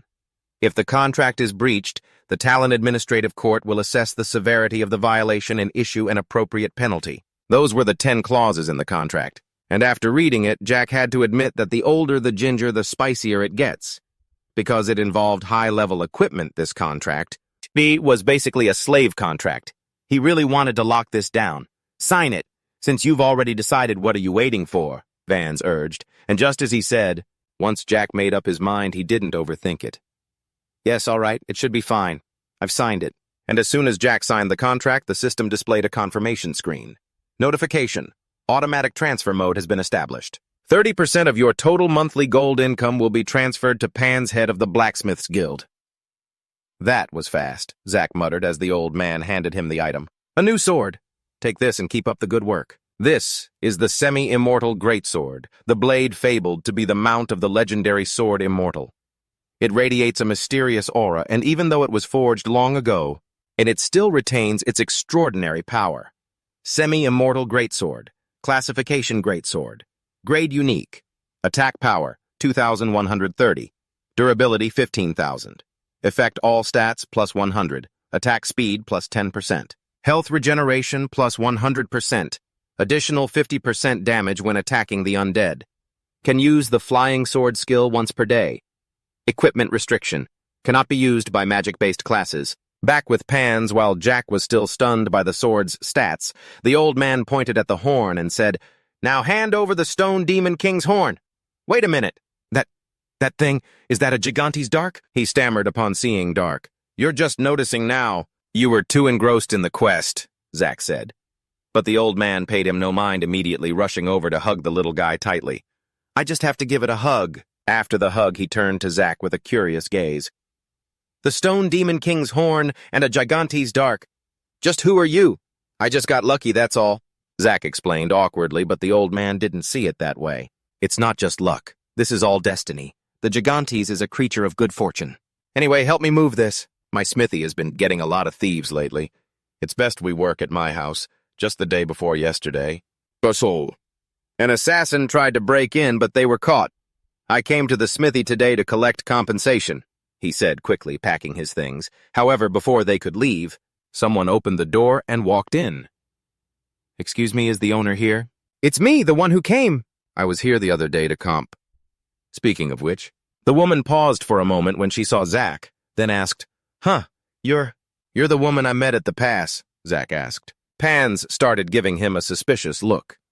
Do you two know each other? Or are you a pair of con artists? You're the con artist, Zack yelled. Heron, you're not planning to steal from here, are you? If you get caught, you'll be stripped of your Destroyer of the Insurgents title. Pans spoke. The girl named Heron removed her hood and explained, That's precisely why I'm here, to compensate for the damages. Can you even afford to? The old man said doubtfully. If you need someone killed, I can help, the woman offered as if to pay her debt that way. Meanwhile, Jack felt this was no longer his business, so he decided to say his goodbyes. Sir, since our agreement is settled, I'll be going now. Take this and go wait outside, he said. After Jack went outside, Heron turned and asked, So how would you like me to compensate you? As she spoke, she glanced over and spotted Dak running after Zack. A Gigante's dark, she shouted. Why do I have such a bad feeling about this? Zack thought to himself. Scene changed to a lovely little house. This was the home of the old blacksmith Pans.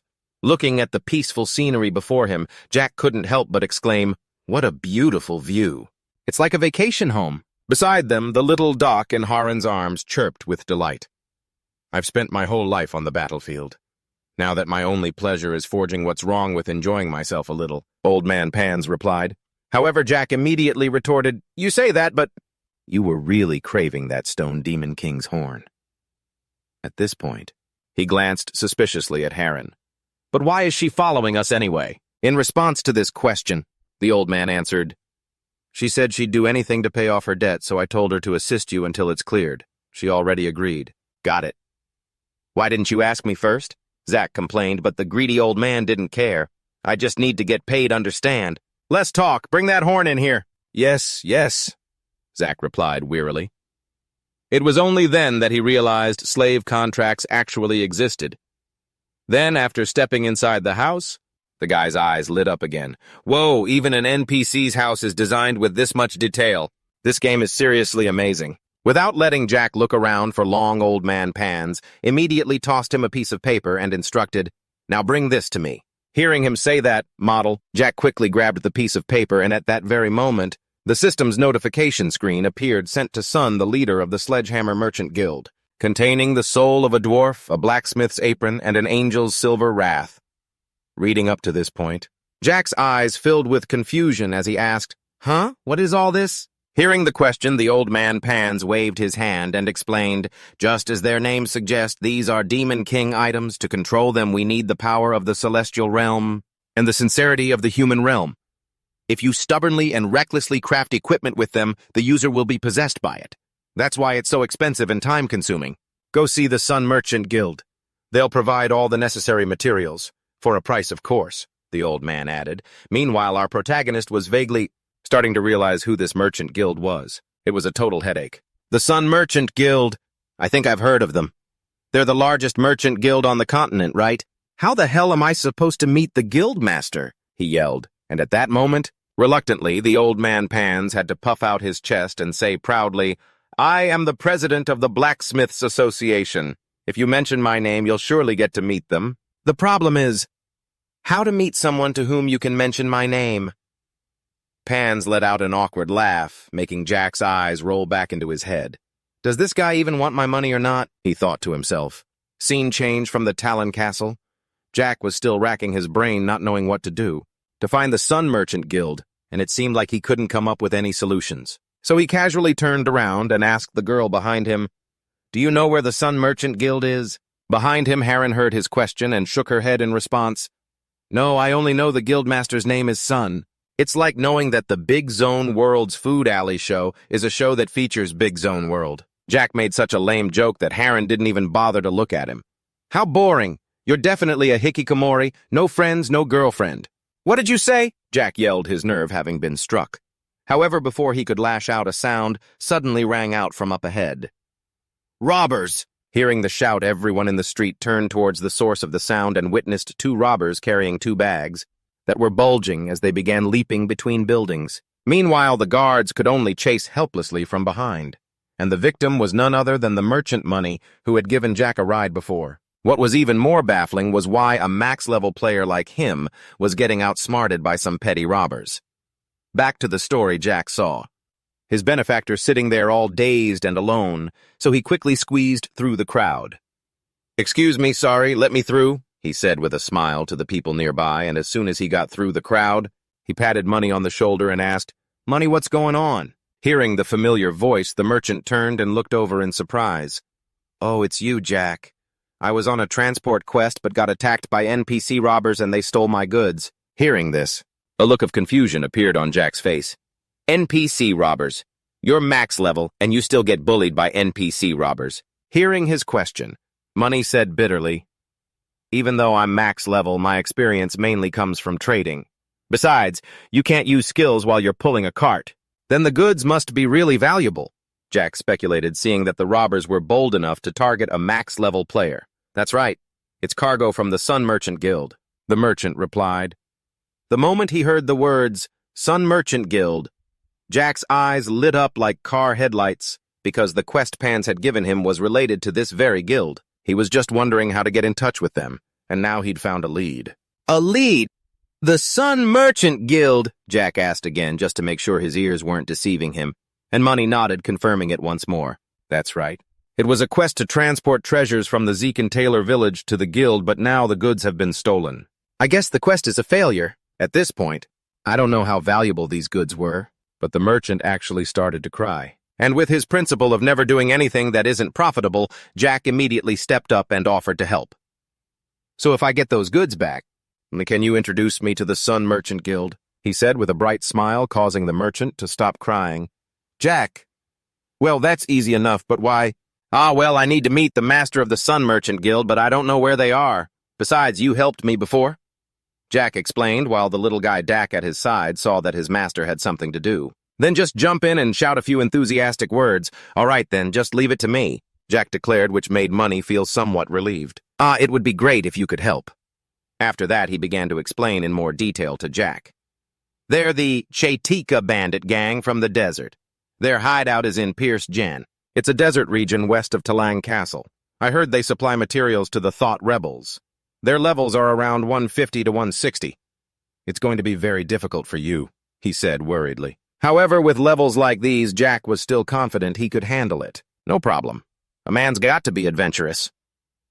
How naive, the merchant thought to himself, then took out a map and continued, "Read this. It marks the location of the Chaitika hideout on the map. Just go there and eliminate them." Yes, I understand," Jack replied, taking the map from Money's hand. Afterwards, once he had the map information about the bandits was sent over for him to review. Let's see now. Chaitika's hideout average level 160 to 170. Mages, sorcerers, undead. From physical attacks to magic attacks. Quite a variety, huh? Reading this, Jack's expression grew a little weary. However, since this was a rare opportunity to get in with the Sun Merchant Guild, he had to do it whether he liked it or not. "Well, then I'm off. It's been a while since I got to blow off some steam," he said cheerfully to little Dak beside him. Meanwhile, Harren, standing behind them, began to stare intently at them as if deep in thought. Scene changed to Pierce. Gen, the desolate desert west of Talang. Jack's group of 3 was now dragging themselves across the desert in search of the bandits' den. And the unfortunate thing was they had just stepped into this area. It wasn't long before they got a face full of sand. Damn it. This sandstorm is insane. If I had known, I would have gone online and found a way to rent a camel. As Jack spoke, he shielded his eyes to keep the sand out. Beside him, Harren complained, "What's the use of saying that now?" "Well, what are we supposed to do then?" Jack shot back. She immediately offered a solution. The right way would have been to hire someone who knows the desert and take a horse-drawn carriage. Are you made of money or something? "How much gold do you think a carriage costs?" the broke-ass loser yelled, which made Harren despise him even more. A shut-in with no friends and no girlfriend. And a total cheapskate. Harren's taunt made Jack fume. "Hey, cut it out, will you?" Just then, little Dak below them noticed something. It let out a few chirps to alert them, getting both of their attention. "Huh, is this it? Chaitika's hideout," they both exclaimed in surprise. After that, the female assassin quietly moved to the edge of the cliff to observe. "There are more of them than I thought."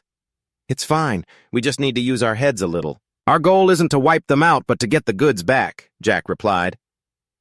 At that same moment at Harren's house, while she was still engrossed in observing the enemy's lair, Her phone alarm suddenly rang, forcing her to pause the game and answer it. "Hello? Director, aren't you planning on coming to work?" The person on the other end of the line's reminder snapped Harren back to reality. "Is it that late already?" As she spoke, she glanced at her surroundings as sunlight filled the room.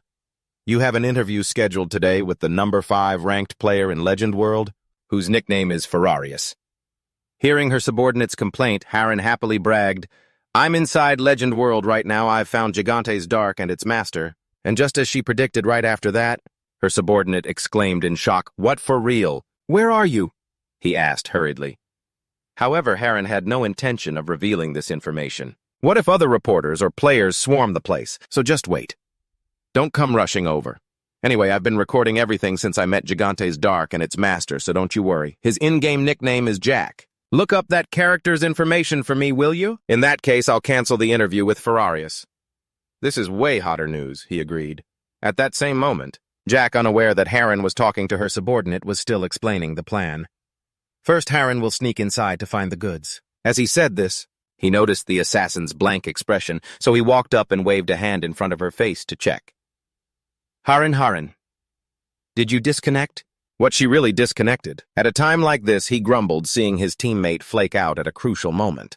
However, Harren quickly returned. Sorry, I had a phone call." Her sudden voice made Jack jump back. "Geez, you scared me," he yelled. Meanwhile, the assassin asked again, "So what's the plan? Can you tell me the details?" And so Jack took out a stick and laid out the plan once again. First, Harren will sneak inside to find the location of the goods. Then you'll mark that position on the mini-map. And I'll create an opening for you from over here. Harren nodded upon hearing this, seemingly not objecting. Seeing her reaction, Jack continued, "When I start creating the opening, you'll find the horse carriage inside the hideout. Chaitika after that will quickly load the goods onto the cart and get out of here immediately. What do you think? My plan is good, right?" he said with a grin, proud of his grand plan. And the assessment this assassin girl gave was that it was simple and easy to understand, but I think it's fine. "Are you complimenting me or criticizing me?" Jack asked, puzzled. However, Harren didn't intend to waste any more words and prepared to act. "When I find the goods, I'll mark the location immediately. You have to get there right away." Got it. Remember to be careful," Jack replied. But before he could say more, Harren had already jumped down below.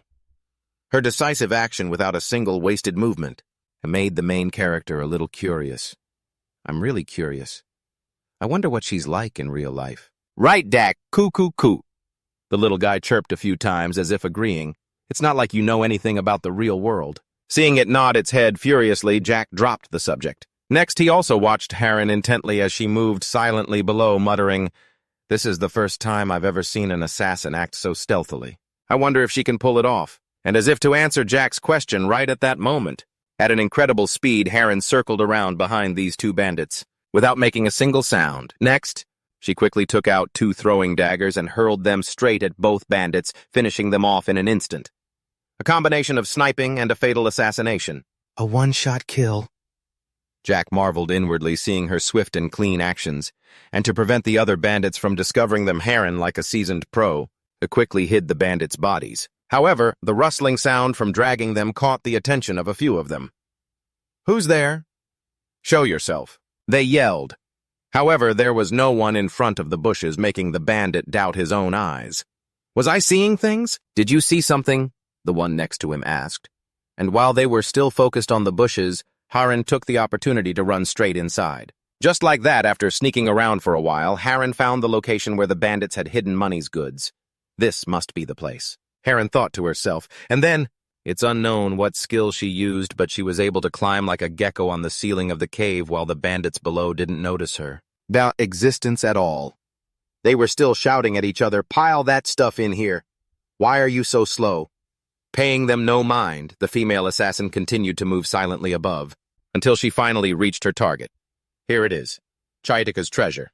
All right, this is it. Before Harren's eyes was a trove of gold coins and countless other jewels. At the same time, Jack, who was outside, also spotted the red dot on the map that Harren had marked. She marked it. "Let's go, Dak. Their levels are higher than ours. Instead of taking them out one by one, it's best to stun or knock them out and then quickly head inside. Got it, Dak?" As he spoke, he turned to look at his little sidekick, however. The words he just said were spoken to thin air because somehow little Dak had vanished. "Oh, God! Dak, where did you go?" Jack yelled, until he heard the sound of Dak down below. The clueless little guy hadn't bothered to listen to his master's plan and had jumped straight down to go all out against the bandits. And of course, with the commotion the little guy was making, he immediately attracted the attention of the guards. "Who's that?" As they spoke, the two of them drew their swords on high alert. "I'll just let Dak draw their attention like always, and I'll attack from behind," Jack thought to himself, increasing his speed.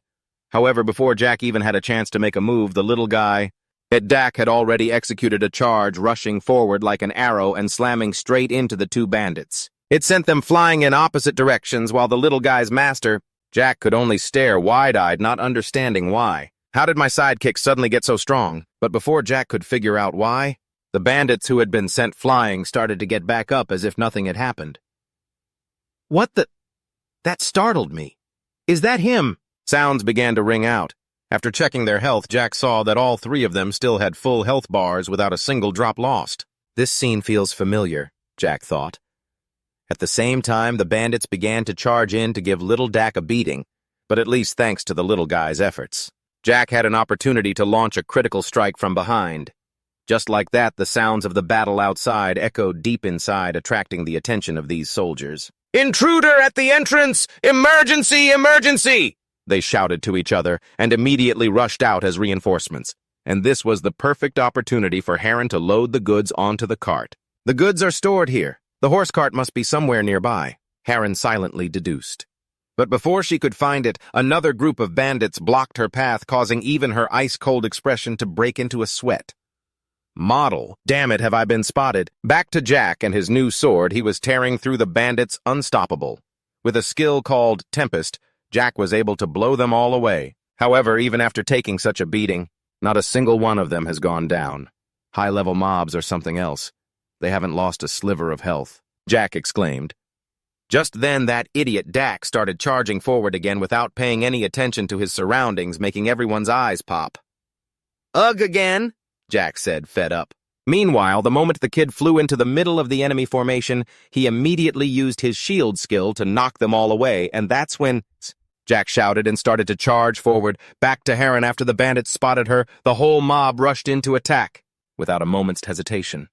Knowing her class wasn't suited for group fights, Heron quickly pulled a grenade from her inventory. She threw it hard onto the ground, creating a thick cloud of smoke that obscured the bandits' vision. Taking advantage of the opportunity, while they were still fumbling around in the smoke, Heron silently approached them one by one and took them out with incredible speed and efficiency. Back to Jack with Dak's help, he succeeded in breaking through the enemy team's defense line. Looking at the mini-map, around this corner is the treasure. It's right here. He shouted joyfully upon seeing the pile of items. However, he didn't see the carriage or Heron anywhere. And before Jack had much time to think, the ground began to shake rhythmically like someone's footsteps. The cause of this was none other than a guy as big as a pig with a spiked mace on his shoulder. "What the?" Jack yelled, staring at the guy's enormous body. At the same time, as soon as the huge guy spotted him, he charged straight in to attack. Just like that, the giant mace in his hand swung right at Jack. And even though he managed to raise his arm in time to block, his body was still sent flying backward like a cannonball, scattering the treasure chests behind him all over the place. And by chance, Jack also discovered the corpses of a few bandits that Heron had stuffed inside. "Whoa, what the heck is this now?" He cried out in astonishment while the bandit in front of him started spouting some familiar lines. "Who dares to lay eyes on our treasure?" Hearing this, Jack, who was in front, quickly waved his hands in denial. "It wasn't me. I have no intention of stealing the treasure." As he spoke, he also thought to himself, "I haven't even beaten a regular Chidaka monster yet, and now I've run into a boss, I'm dead for sure." Jack was hoping to negotiate a truce, however things never go according to his plan, because just then, that fearless, clueless kid, Dak, charged forward and rammed right into the big guy's leg, making him angry enough to kick the kid away, sending him smashing into the ceiling. Then he fell back down. Hey, are you okay?" "That looked painful," Jack said worriedly. But right after that, the kid stood up as if nothing had happened. In fact, a flash of anger appeared in Dak's eyes. "You insolent brat!" the bandit roared furiously. As for our hero Jack, seeing this, he had to give his little bro a thumbs up. Gotta admit, Dak is great at drawing aggro. Now's my chance to slip away. But I'm curious to see what effect Dak's new skill has on him. This nosy thought kept Jack in place. Meanwhile, the big guy didn't want to waste any more time, so he immediately hoisted his giant mace and smashed it right into the shield that Dak had created. You'd think that flimsy-looking shield would shatter from the earth-shattering attack, but no, the shield didn't move an inch. It even reflected a blast of light that sent the big guy flying back several feet. "Wait a minute, what was that?" Jack said as he quickly pulled down his goggles to get a better look. And just as he predicted, even though the big guy was blown away, his health hadn't dropped by a single point. "Just as I thought. It doesn't do any damage at all," he said, disappointed. Meanwhile, the big guy, seeing he was sent flying by such a tiny opponent, started to fly into a rage. "I'll send you to your ancestors. Take this and this and this." Each sound was another swing of the mace, but no matter how hard he tried, he still couldn't get through Dak's shield. On the other side, Jack had no intention of just sitting back and watching anymore. "Gotta admit it's great at drawing aggro. You're the one who's going down," he shouted, aiming to land a blow right on the back of the guy's neck, and to get a critical hit. "However, if you're going to sneak attack, you should do it silently." What the hell was he shouting for? Before his attack could even reach the big guy, he had already turned around and discovered Jack's intention. Just then, a carriage suddenly sped past in front of Jack. "Move it!" Along the way, Heron, who was driving, also used the carriage to ram the big guy aside. Jack took this opportunity to quickly load the goods onto the carriage to get ready to bolt.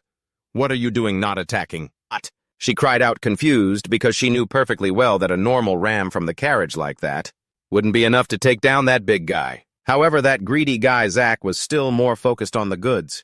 He had to get the Sun Merchant Guild's merchandise back first. He started to explain, but behind him the fat bandit had regained his balance and was glaring at them with murderous eyes. "You bastards! I won't let you get away with this!" Hearing his threatening voice, little Dak hurriedly chirped a warning to his master, but all that came out of his mouth was "coo-coo." So Jack didn't understand a thing, and even thought the little guy was bothering him. "Hey, Dak, stop messing around. Don't be a crybaby." Back to Heron with her assassin instincts. She immediately sensed the danger from behind her and instantly turned to shout a warning, "Danger!" Hearing her, Jack finally paid attention. But by the time he turned his head to look, the fat guy had already slammed the great mace in his hand right into his back, causing our hero's eyes to roll into his head. Serves the idiot right. Instead of finishing off the enemy, he just wanted to carry stuff, and with just that one hit, it instantly wiped out half of the main character's health. What the how did I lose so much health from just one hit? He's definitely no pushover. As Jack spoke, he struggled to look ahead. Unlike Jack, the fat guy immediately drew his hammer back, having no intention of dragging this out. "I will not forgive you." After he spoke, he stared straight at Jack as if he wanted to eat him alive. And then, seeing his master in danger, little Dak immediately rushed in to help, saving Jack from being smashed into a meat patty by the fat guy's weapon. "You damn bastards!" he yelled as he saw his mace get knocked back after hitting the shield. "Don't believe me, huh?" The guy started swinging the mace to strike again, but the recoil was so strong it sent his entire body flying backward, though he didn't take any damage. It was just the same thing over and over. The fat guy kept charging in to attack only to be thrown back, which gave Jack, who was watching from the side, a bit of a headache.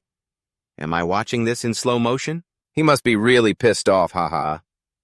Back to Heron. Seeing Jack just standing there like a statue, she immediately snapped at him. "You idiot, what are you standing there gawking for? Hurry up and get on the cart." "All right." Jack quickly replied, swiftly loading all the remaining goods onto the cart. After he was done, and our hero held out his hand and yelled, "Dak, quick!" Hearing the call, the little guy immediately knocked the fat guy far away and quickly grabbed the arm of Jack, letting him pull him up. "Let's go." Seeing that everyone was on the cart, Heron started cracking the whip, making the horse-drawn carriage bolt forward like crazy. However, getting on the carriage didn't mean everyone was safe. The fat guy behind them had already taken out some kind of horn. "You bastards think you can escape." Finishing his sentence, he blew hard into the horn as if to call for reinforcements. "What's that sound?" Jack asked with incredible stupidity, which really annoyed his teammate. At a time like this, what else could it be? He's obviously calling for reinforcements. "You're so stupid," seeing that she was right. Jack turned to her with a complaining look. "I think you just called me stupid. Seriously, why are you always picking on me?" "Is this really the time to be worrying about that?" Heron screamed. After that, she didn't even bother talking to this idiot anymore and turned to focus on driving the carriage. And just like that, while escaping from the cave, their cart sent countless bandits flying out of their way. It wasn't long before the group successfully escaped the cave, and our hero Jack, seeing this, was overjoyed. "Great. At this rate, we can head straight to Talong Castle," he said cheerfully. But his joy didn't even last a few seconds before the bandits behind them were already chasing them on horseback. "What are you all standing around for? Get them!" This stinking fat pig shouted at his underlings, and then the whole mob charged forward as if they were being chased by a dog. As for Jack's group, hearing the commotion behind them, they both turned around and shouted in shock, "They're right on our tail! Well, do something!" "I'm not a tank or a healer. How am I supposed to take on all of them?" Jack replied while checking the cargo chests to see if there was anything useful in this situation, and it seemed luck was on their side. Inside a cargo chest, Jack discovered a whole stash of explosives. "Whoa, they have these on the cart. They probably have explosives because they live in a cave," Heron explained. However, they had the items, but now there was no way to light them. "How do I light this?" he said while staring at the explosive in his hand. And before Jack could think of a way, little Dak, who was next to him, reached out and touched it. Right after that, who knows how the little guy did it, but the fuse was lit. Then, with Dak's help, Jack began to launch a continuous barrage of explosives behind them, sending the bandits flying like birds. "Whoa, that's stronger than I thought," Jack commented. Meanwhile, the remaining bandits who weren't caught in the explosion continued their relentless pursuit. "Don't stop, keep chasing them," a bandit yelled angrily. Seeing this, our main character didn't stop throwing explosives either. Continuously behind them, at the same time, Talon Castle has appeared right in front of them. Hang in there, we're almost at Talon Castle. And just like that, hindered by the explosives, the bandits ultimately failed. They were stopped just before the two of them could run straight through the city gates. "The hero who defeated the rebels has returned. You have such a humble appearance, sir," the gate guards said cheerfully. This gave Jack a bit of a delusion. It seems his fame has increased thanks to the rebel quest, so even the NPC guards' dialogue has changed. Turning back to the bandits, even though they were acting all tough and intimidating, they didn't dare attack the city. "Stop, halt the pursuit!" the portly leader shouted. He then shot an icy glare at the two of them, Jack and Heron. "It seems that guy's ID is Jack, and the one driving the carriage is Heron. You little brats aren't even level 150, yet you have the gall to attack our hideout. I'm not going to let you get away with this." The guy left them with a few empty threats and quickly led his cronies away, before the city guards could turn around and wipe them out. Back to Jack, it was only at this moment that he could finally breathe a sigh of relief. Phew, that was too close. And it wasn't just him. Even the female assassin was secretly relieved, saying, "At first, when we decided to charge into Chaitika's hideout, I was a little worried we wouldn't be able to take them on." In response, Jack waved his hand to fan himself and replied, "I figured if I could land a critical hit, we might have been able to even the odds." But it didn't work out. Just then, the merchant Money, realizing they had returned victorious, joyfully ran over and started tossing Jack in the air. "Jack, oh, thank you, thank you, thank you, thank you! I was so worried!" "I wasn't sure if you'd even make it here. They suspected me of colluding with the bandits to steal the goods. I was imprisoned and threatened. I really don't know how I can possibly repay." "Oh, you..." As he spoke, the merchant was so moved he started to cry. Jack, on the other hand, was already starting to drool. "The best way to show gratitude is with gold." Hearing his words, someone nearby spoke up. "Showing gratitude with gold. I like that way of thinking. Truly a golden phrase."